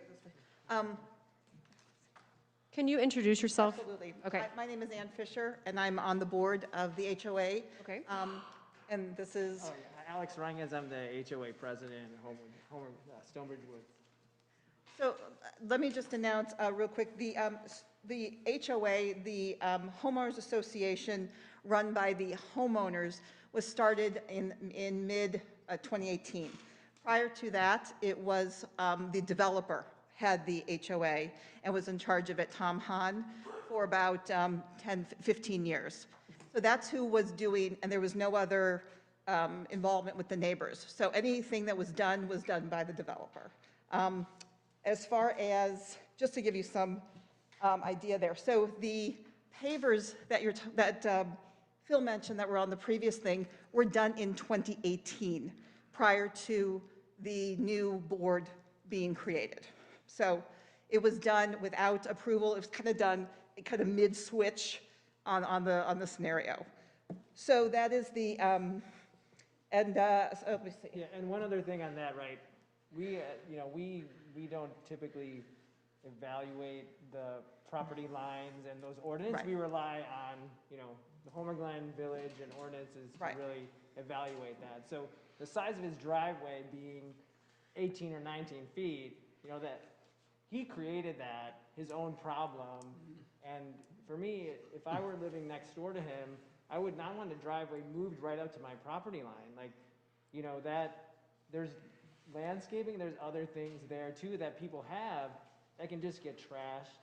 I mean, his house could even get actually hit by a car coming out of the driveway too quickly. So, I mean, those things are, if I lived there, I wouldn't want it either. And there's no other house in our subdivision that has, there's that one, and it's a very small part of it, but there's no other one that's up to the property line. And everyone else's driveways are, the right size, you can get in and out. And Phil, this isn't his first house he's built, right? He's built many houses, so he should also know that it can't be 19 feet. The primary thing of your driveway is to get in and out of your garage. If you can't even do that, like, you have to rethink how you're doing a house. So, again, the onus shouldn't be on the neighbor, us. It should be on him to really fix the problem appropriately. And the only option I've ever seen is just invade the neighbor's area. And that's, to me, not the right way to do it. Right. Just to also, when we give a letter from the HOA, we actually are looking at design elements. we give off that they meet our code and our standards and our design, in our design review manual. So we assume that the village will adhere to the rules and regulations, because we put in there, adhere to any rules and regulations that the village sees fit. That is what we assume in ours. We do not go through and make sure that the village is meeting their standard. We just make sure that they're meeting the standard of our design review elements that were approved by our place. And his plan met the design review standard as far as the structure, as far as, you know, the fascia, everything like that. One other thing to consider is they also have to give a landscape plan. And so we approved a landscape plan. Nowhere on the landscape plan did it have artificial turf, did it have the pavers, it had sod. We approved the sod. So the sod got approved, and then as soon as it got approved and we gave the money back to the developer, all of a sudden the artificial turf went in, and or other thing else went in. So he didn't even bring it up to the HOA board to approve or not approve. It wasn't even a consideration, which was concerning for that too. And then Pat, they raised a complaint to us as well about the artificial turf, and you know we rejected his. We went investigated the complaint, wasn't compliant, rejected that, and he also came back with changing it to pavers, which we again also rejected for the same reasons, and he eventually put it back to sod like it was. Right. So we closed that issue, and we don't. From our standpoint, we're still in the same boat as that. We would still reject and oppose it because of the encroachment and the mismatch of materials. It changes how it looks. I mean, it doesn't look good for the rest of the neighborhood. Right. And we understand his concern about the other house that has the pavers. The issue that we had is when we took over, the residents took over the HOA, we basically had to put a line in the sand to say, look, anything done prior with the developer HOA has to be here. Anything done this, we're adhering to this point. We told all the members, this is what we're doing. Whatever was grandfathered in because it had already been sold, so it actually had been signed off on by someone else. We're not going to go back and relitigate anything that had happened months ago or years ago or something like that. We had to put a line in the sand when we came into the homeowners HOA, right? Not the other HOA, which was for 15 years, which things were done maybe not as transparent as they maybe should have been done. So that's what we ended up doing with the line in the sand, and everyone is adhering to the same rules and regulations, and it's very transparent. Thank you. Thank you. We've got Sumir Nafed. Oh, I'm sorry. Brian Stevens and then Michael Forkin. Yeah, they're done. Okay. So I don't think that, it doesn't appear that Mr. McNamara is here. No, he said in his letter That he's not coming, yeah. For some reason, I thought that he was here, so that he came spontaneously. So do you want me to read his letter? I think we should read it into the record. Hello, my name is Patrick McNamara, and although I would like to express myself in person on the following issue due to the COVID-19 pandemic, I feel it is best and safest to write a letter to be shared this evening. I am also writing on behalf of my wife, Julie McNamara. Our home address is at 13850 Stonebridge Woods Crossing and is the adjacent lot to the 13838 Stonebridge Woods Crossing property, requesting the variance at this hearing. We happen to be the immediate neighbor adversely impacted by the variance request, and we strongly disagree with changing the driveway setback from 5 to 0 on this property and request that the variance be denied. First and foremost, changing the setback would endanger our children who often play in our yard. An extension of the driveway would make it too easy for a future neighbor to drive over the property line and hit one of my children. Even if the driver was to never have his or her tires cross directly into my yard, the back of most SUVs these days would go 3 or 4 feet over my property line. Phil Hartz inappropriately contacted me last fall in an attempt to negotiate with me to allow him to break both the Village of Homer Glen and Stonebridge Woods Homeowner Association's rules of the 5-foot required setback. My response to him, alongside the response from the HOA president, was very clear. We are not okay with him circumventing rules that have been set in place by the village to ensure safety of community members. He is aware that we are extremely concerned that the lives of our children would be put at risk, and yet he is still requesting the variance, fully understanding that the property's neighbors are opposed to this request. Not only is this a safety issue, but this variance allowance would also create issues between my family and whoever buys this home from Phil Hart's. Whether that is the result of property damage of sod, sprinklers, landscaping, or most importantly, the safety of my children, we do not need a future dispute. Furthermore, as previously mentioned, rules are in place for a reason, and all property owners of Homer Glen should be expected to adhere to these rules. My wife and I had to change our architectural plans back in 2014 from a side-load garage to a front-load garage for the same reason, because the driveway just wouldn't fit within the required 5-foot setback guidelines and provide enough clearance for a car to back out of the driveway. Ultimately, we were disappointed as the new plans needed to be drawn up by the architect, and our project was delayed for more than 2 to 3 months. The changes to the plan added additional costs, and we couldn't build the home we had originally envisioned. However, we didn't complain to the village or the HOA. We didn't try to skirt the rules with full understanding that it would negatively impact our neighbor. We instead acted like adults and moved on and built a home that followed all village regulations. It is very clear that Phil Hart's should not be granted an exception. In our opinion, if the one neighbor that this directly impacts will not tolerate this variance, how can it be approved? If approved, is the Village of Homer Glen to be held legally and financially responsible when it results in property damage or personal injury, or even worse, for my family? No one but Phil Hart's needs to be held responsible for his poor choices in building a home and driveway he chose to build despite village code. Thank you for your time. We trust you will do what is right in accordance to the rules set in place by the Village of Homer Glen, what is fair for all citizens and what is safest for our family, and deny this request for a variance. Sincerely, Patrick and Julie McNamara. Thank you. Is there anyone else from the audience that wishes to speak at this time? Mr. Hartz? Thank you. I think it's appropriate I do say something, because I don't agree fully with that letter. I wish Patrick was here tonight to hear this, but he isn't. I did talk to him the other night and tried to meet with him, and he wasn't able to do that. First, the home on lot 27 that has the pavers, that home sold and turned over title on October of 18. The board took over in March of 18. I have a set of the minutes here, their first minutes. So they were, at the time, they were part of what went on out there. Secondly, I can also say to you truly that the synthetic turf, I thought would be all right with your code.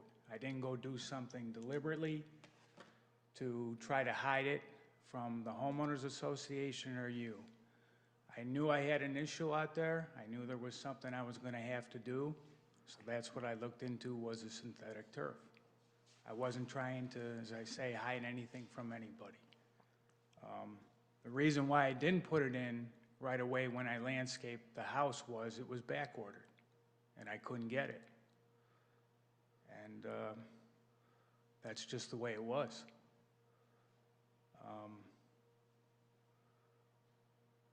What I would like to do, and what I was going to do, was I applied for a 5-foot variance, and for the permeable pavers. I didn't think that would cause a drainage issue, since the water goes straight down to the stone and holds the water until it evaporates.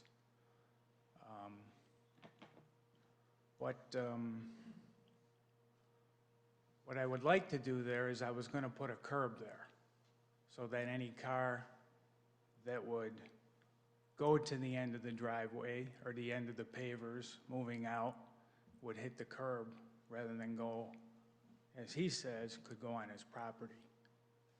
That was my intention. So maybe I would get, you know, a 3.5 foot permeable paver drive was my plan. But I couldn't meet with the homeowner. He wasn't able to meet me. And we weren't able to resolve anything on the phone. I didn't propose that to him because I wanted to meet with him to show him what I was going to do. As far as breaking the rules of Homer Glen and the homeowners association, I didn't intentionally do that. I think that I know I built 15 housing units in Stonebridge, and if that was my intent, I don't think I would have built 15 homes there.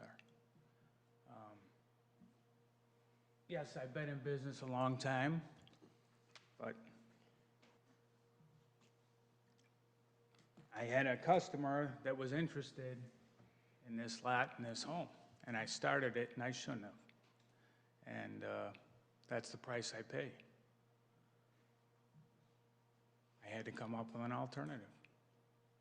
And the synthetic turf was the best I could think of. So now I'm before you for the permeable pavers. Hoping that, you'll look at that and say, yeah, I can come up with a solution that's good for everybody. That's what I'm here to do. I'm not here to fight with anybody. So that's all I have. I have a representative here that can talk to you about the permeable pavers from Terrain Landscaping, and he's more familiar with it than I am. And the fellow from Unilac couldn't make it tonight, so this gentleman was nice enough to come. Unilac, the fellow he tested positive for COVID, so that's why he's not here. Thank you. Sure. Please come on up. That's what he just said, yeah. One of the reason why we follow the Illinois Ombudsman complaint procedures that went into place January of this time, we have that all situated because neighbors do not want to have to, if they can, they can deal with each other, but in reality, Patrick has said he does not want to deal with this with the developer. He came to us, he wrote a complaint, he said it is really between the HOA, following the rules, and Phil on the thing, because he has to come to us for approval on any design review. For Patrick, he told us what he said was acceptable to him. He came back and said, I would rather deal with the HOA, we come to him, versus dealing with it together, versus dealing with him one-on-one. So just to let you know, that's kind of the process and the procedure that we like to follow. Thank you. I just want to clarify, Phil, you said that you are now proposing 2.5 to 3 feet of hardscape plus a curb? Is that what you That's what I was going to put would in. say? Yes. So I did, Phil did reach out to the village this week, I believe it was yesterday, with an idea for adding a curb. I think it was yesterday. Right. And you have copies of that up there, I think. Did I give you pictures of that? The curb, oh, is that in the, It was like a small extra packet. is it in this here? packet with the pavers, like this packet? Yeah, yep, these pictures. Yeah, I was wondering what that was. Yeah, and then staff had done some extra research on industry standards for turning radiuses. That's what these spreadsheets are for, in case we need to reference that during conversation. So I did pass this by Mike Salamovich, the curbs, and this is the same issue with the original discussion about driveways and drainage easements, that the curbing, a structure like this would not be allowed to be installed by the village in a drainage easement. So, and I passed it by Mike, and he concurred that that's how he felt. That's a loose bumper. That's not a curb. That's a loose bumper. I understand. I think Mike can speak to that, because he's really, Mike gets to make the calls on how we interpret obstructions and drainage easements. I mean, whether it's solidly a structure in there or I guess movable, I mean, we still wouldn't have any kind of obstructions that could potentially block or inhibit drainage. I mean, that would be the same thing, I guess, as, somebody putting, wood timbers, like a landscaped area in the easement. Technically, yes, you can move those, but it still obstructs the drainage. Thank you. That's a composite bumper, is what it is. And I sent a video showing my truck backing into it that it can stop it. It's about 8 inches high by about 8 inches wide. And I would have put that on the end of the paver, the very end of it, to shorten up the backup area for the vehicle, just to stop it so it wouldn't go any farther on, farther than it was supposed to go. But those work well. It's my experience with them. Okay. Thank you. Is there anything else, or I can close the public hearing? Then we can have discussion. I make a motion to close the public hearing. I make a motion to close the public hearing. Can I have a second? I'll second. All in favor? Aye. Opposed? Public hearing is closed. Commissioners, Can I just kind of cut to the chase?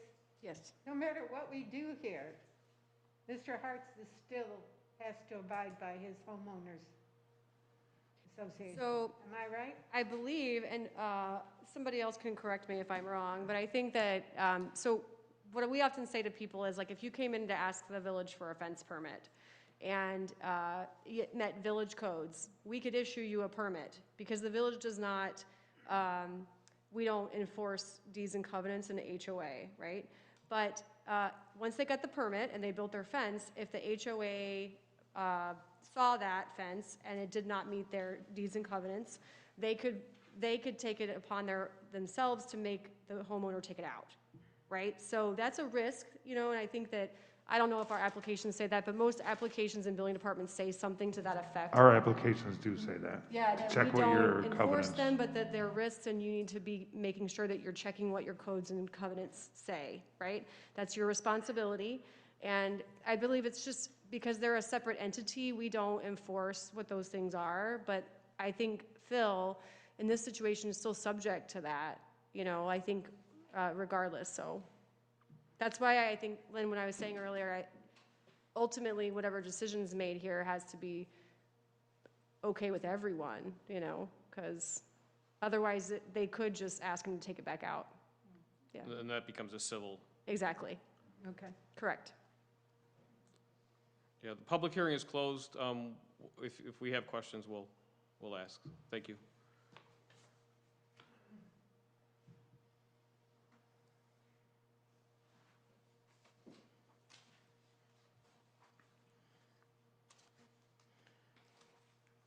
I have some questions for Alex. Alex, could you come up, please? So we have an unfortunate situation. We have a side-loaded garage that has insufficient turning radius. And you mentioned in your last sentence, there are other options he can investigate that don't negatively affect his neighbors and adhere to the design manual and Homer Glen regulations. I was wondering if you could speak to what you thought those could be? No, so what I'm saying there is he should investigate those other options. Like, the only option shouldn't be that I look at, okay, I need space, I gotta take it from someone else.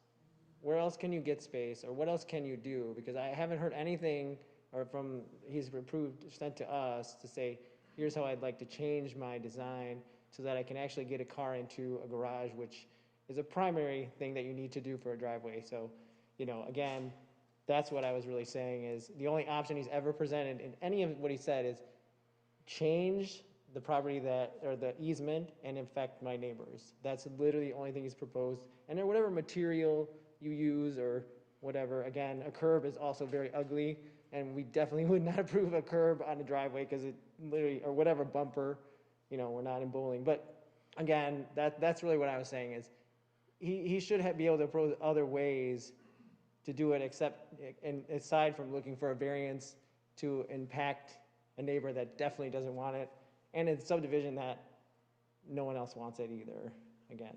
So that's what I was saying. Thank you so much for that clarification.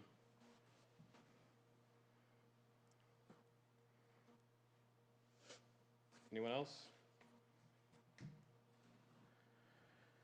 I have a question. Okay, thank you. Phil, are you able to get small cars in and out of that garage at all? I've tried my vehicle, it's 16 and a half feet in length. And my vehicle goes on the grass 2 feet. What type of vehicle is that? X3 BMW, SUV. So, a larger vehicle, pretty much, or mid-size. But have you tried getting a small car in and out of there? No, I haven't. I have one customer waiting right now. They said they'd buy the home if they could. I think the turning radius on this chart is showing pretty much the smallest car. Maybe a little bigger than a smart car, but a little economy car can make that. I'm just curious if any car has been able to navigate that driveway, other than a BMW. Melissa, can you pull up the photograph of the front of the house, please? That one? No, Oh, the one I from might not the have it street on view. here. The street view. I don't think I have it on there. I think it's just in It's the just in the staff packet? report. Yeah. So if the commissioners can turn in the packet. Mm-hmm. Page 11. Page 11. So, looking at the front of the house, the left side would be the garage, those 3 windows. Are those faux windows, all of them in the garage? Or are real windows, but they're garage windows? Okay. All 3? All 3? Okay.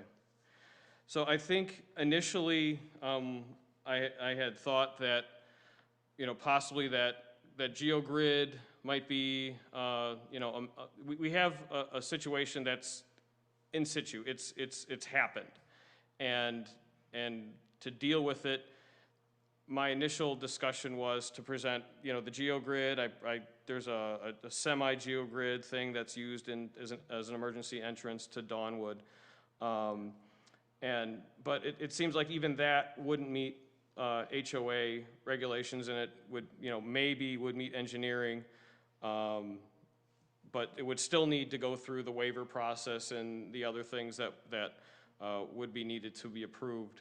I think the option would have to be to put the garage doors in the front of the house. I mean, it's a gorgeous house, but it seems to me that there doesn't seem to be another solution. Does anyone have anything to? Well, I agree with that, that design, I know hindsight's 20/20, but that were a front-load garage, we wouldn't be here with you. So, and I think there's room still to get a 3-car garage in there if you built out toward the lot line a little bit. And they.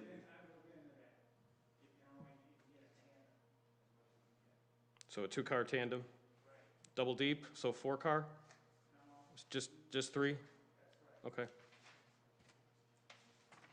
Thank you. What's current, Phil, can you verify this? This image is difficult to see. Are there 3 or are there 4 currently on the property? Are there 3 bays or 4 bays? It's 3 bays currently.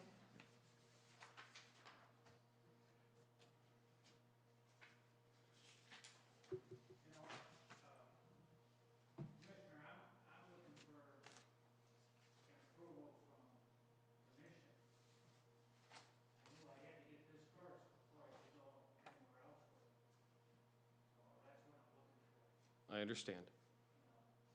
Yeah, and in my investigation, looking at, potentially, because the option would be, you throw it on gravel. Gravel might be, I guess that's a question for staff. What if this became a landscape bed of gravel?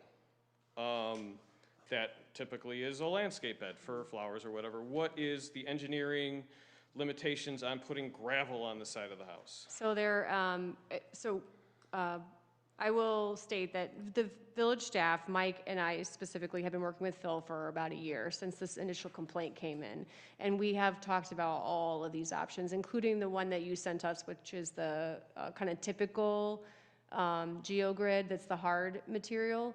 And the two options that were presented to Phil from staff that would have not been a problem with the drainage easement issue, and were liberally being interpreted for a driveway, were the landscaping option. And in those situations, what we tell people loosely is that you just can't have base. It has to look like a landscape bed, because it's very gray about what that is in our code. But we don't restrict people from using rock mulch in their landscaping beds. So we told Phil that if he put some plants in the area around it and made it look like a landscape bed, and that there was rock that didn't have a base underneath it from a drainage standpoint, that would comply with codes, right? And we would be okay with that. But that was not something that Phil was interested in doing at the time. And I think that long-term, he was looking for something more solid for the homeowner, so that there wasn't long-term maintenance, and, because the rocks ultimately, they will drive on that, and there'll be a long-term maintenance. Right.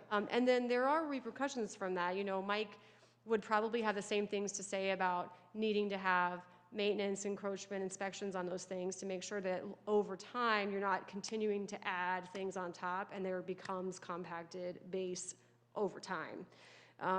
And then the second option was the geogrid, not the one that you presented, but the one that's like the plastic gridding, because in that case, you, with no base, we told him no base underneath it, and you can install them with and without base, and there are repercussions of installing it without a base, because it will sink into the grade long-term, and you will have to maintain that. The homeowner would have to pull it up and reestablish it. We would do inspections, again, all the same things.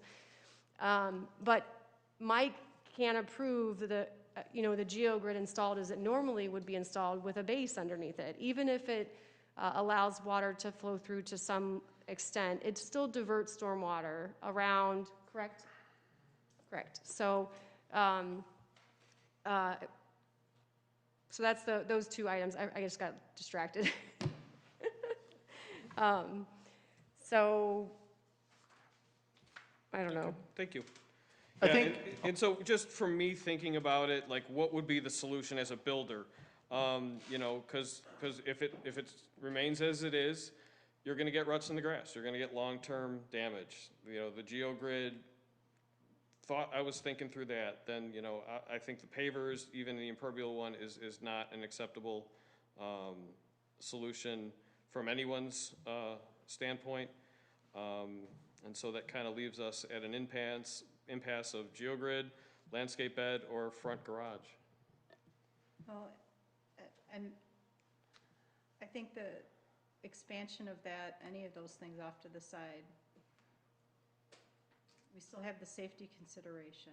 Correct. The fact that, now we're permitting a vehicle, we're inviting a vehicle to drive in that area up to 0 on the property line.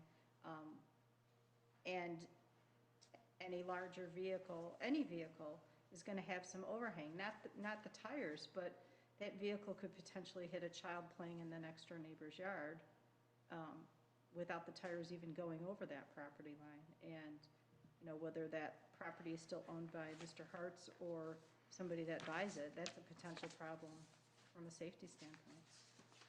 And I think it does look like from the Exhibit 2, if that's the house that's underneath the picture, they do have it set up to be, a 3-point turnaround where you come out either forward or reverse. You make the turn, you're 90 degrees, and you go out, and then you're crossing across several of the bays to do that. And It's not ideal. It's not ideal, but it is, having that driveway extended past that rear corner of the house does facilitate it to work without a variance, without having to destroy the grass. And I understand everybody's issues and all the things, and it's, I just wanted to throw out those options for the commission to consider, if anyone had any other comments. And one more question. If the neighbor decided to put up a fence on this side, how far off the property line would he have to be? So you have to be on your property, but you can go right up to your property line.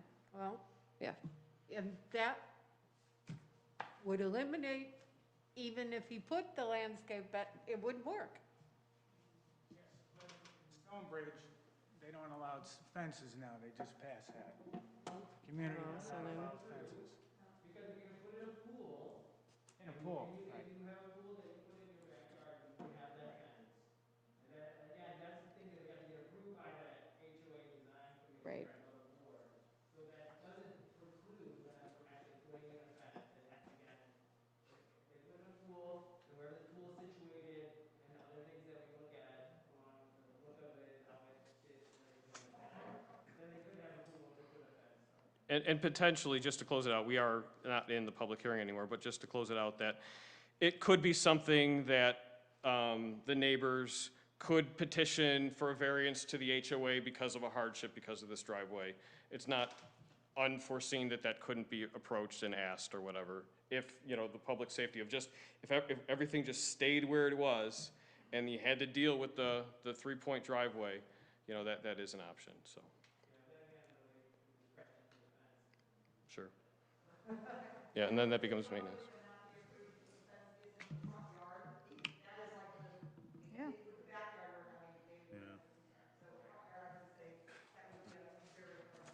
Yeah. Mhm. Come all the way. Yeah.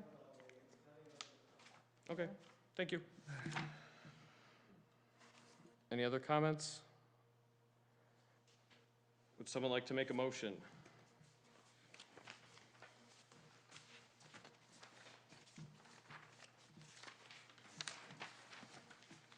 I'll make the motion. Okay.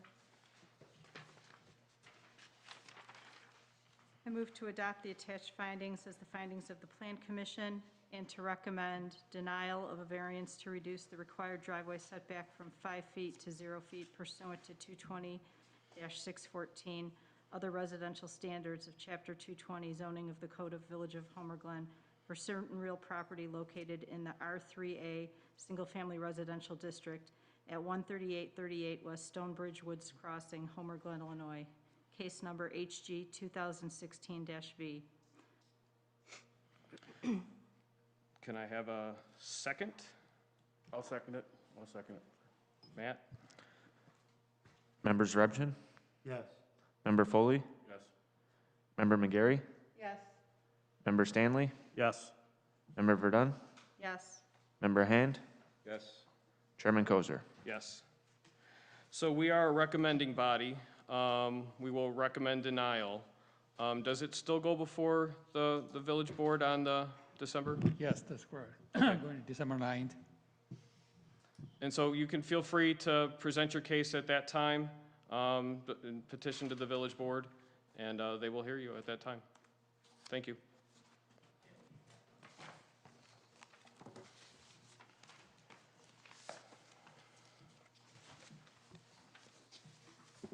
Do we have any staff reports? Yes, we do.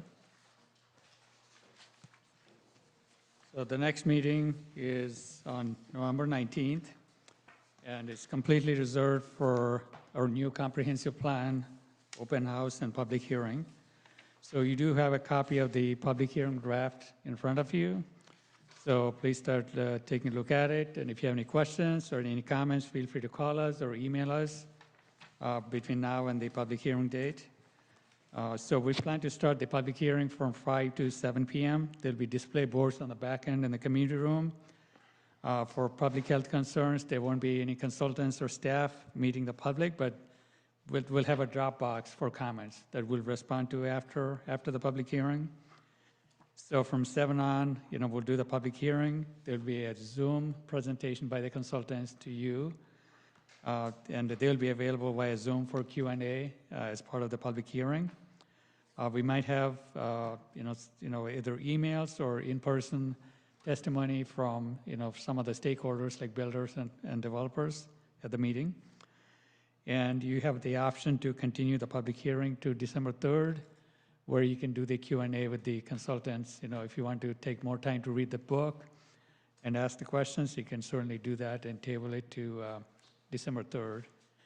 And we plan to take it to the village board on December 9th to consider adoption of the plan. So that's the process right now. Do you have any questions about the overall process? So the whole meeting is just going to be to discuss The that? plan commission, the comprehensive plan, yes. Okay. So other than that, I just want to inform you, the zoning code updates were approved by the village code with one exception. So the exception was the, under open space districts, we had a line item to allow the farm, growing of farm crops and, the animals, dairy farms in the open space, and they actually asked her to strike that out and just keep the farmers markets and community gardens only. No farming in the open space district. Did they give any reason why? They didn't want to see the farm, I guess they want to see the land to be more accessible to the public, used for recreational purpose, rather than, being a restrictive farmland.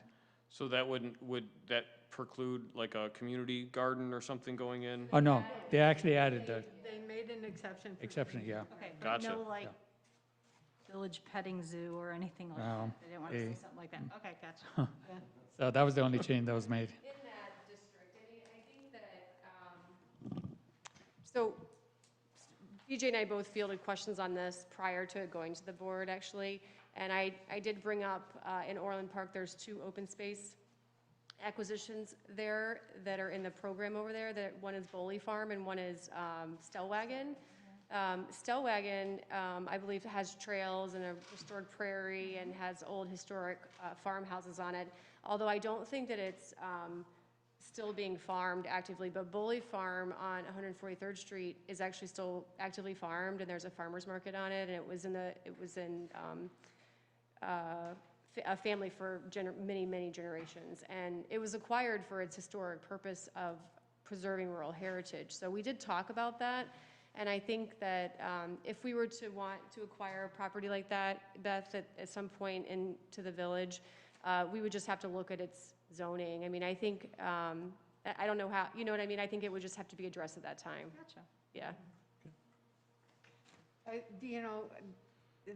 The actual open space program that belonged to the township, where, we floated the bond and bought the property, most of that is rented out, and it's not something that it sounded like the village wanted to do. Gotcha.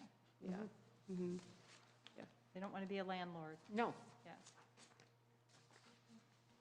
And we're pretty much done with the comprehensive plan steering committee meetings. I appreciate Beth volunteering from the plan commission. It was a great experience. Yes. I can just say that if any of you have the opportunity to, I won't be volunteering for something.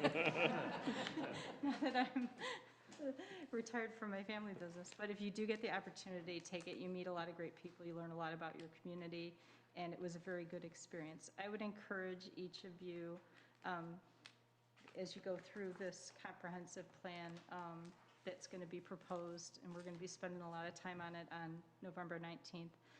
If you're not familiar with the existing comprehensive plan, go back and spend some time just taking a look at it.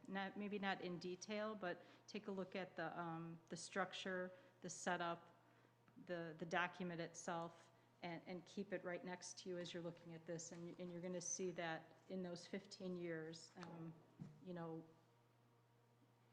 what our vision was then and what our vision could be going forward with a lot of things. So just be open-minded and And that's on our website, the 2005 Yes, comprehensive plan's on our website. It's got a SWOT analysis and all that other stuff. It's a good document. It's a great document, and this is a great document for the future, so. I have one more thing. So I know you guys probably knew that the branding was approved by the village. So staff has been working over the last week and a half or so, I would say, probably 2 weeks maybe, it's beginning to roll things out. So you'll start seeing it. I don't know if you've seen any of the branding coming through. Thank you letter. Emails, Right thank there. you. Yeah, I saw it. Saw our 4 people. Yeah, so we had asked about having our, the slideshow tonight, but we're reserving the rollout of that for the first board meeting, so, you'll get it probably next time. Very exciting PowerPoint template. So exciting PowerPoint. And it's exciting to Are we going to see. have more options? Are we going to still be able to vote on it at that time, too? No. We done? But it's exciting. I think there's a lot of people are excited about it, and it's giving. It's exciting when you get to revamp all of your paperwork, you know, your applications and things, and you get this like fresh look, and you're looking at all the pieces on the application, and so it's just exciting. I think it's exciting. So. Thank you. I did have one question about the logistics for the open house and for the public hearing that night. Have you guys come up with a strategic plan for how we're gonna deal with, like, what if you have, I mean, if we have a small number of people show up, that's one thing, but what if we have all these people show up that wanna be here and participate and didn't let you know ahead of time that they wanted to be here for this? So we can only take 25 people at a time, so if we get more, if needed, we'll think about extending to a future date, continue, the open house. Okay, so there's nowhere else, like, we couldn't have like another TV set up, and there's not enough, I didn't think there's enough public spaces where we could have them participate remotely. I mean, We've considered for other meetings options like that, but we're kind of limited. Yeah. This room's really the only space where we could fit enough people to make it worth it, as opposed to the other kind of smaller meeting rooms. Yeah. But Do you know if, like, is there gonna be more than 25 people? Is this like a rolling open house? Yeah. Is it It set is. presentation It is. times? No, it's a rolling open house. Would it be something that would be big enough to move to Denolfo's or something, or? We'll take a look at it. but I think the Grade capacity limit would technically still be the same. That'll be the for same. that. I thought it was 25% or 25, depending on the occupancy. It's whichever is smaller. I think. Right, yes, it's the lesser of, so. The lesser. Okay. Yeah, so that rolling, so with the roller thing then, are people just gonna have to wait outside? That was really my, In the hallway, probably? Do they need to wait? Yes, we prepared for that for one of the public information meetings. We didn't get to the point where we had to turn people away, but we were prepared to, not looking forward to it, but yeah, it okay. was, it's on the table. Hearing, the open house also will be on, like, our consultants will be on Zoom. Well, not for the open house, for the. Just for the public hearing, Yeah. they'll be on Zoom, so we will have that available during the public hearing, Gotcha. yeah.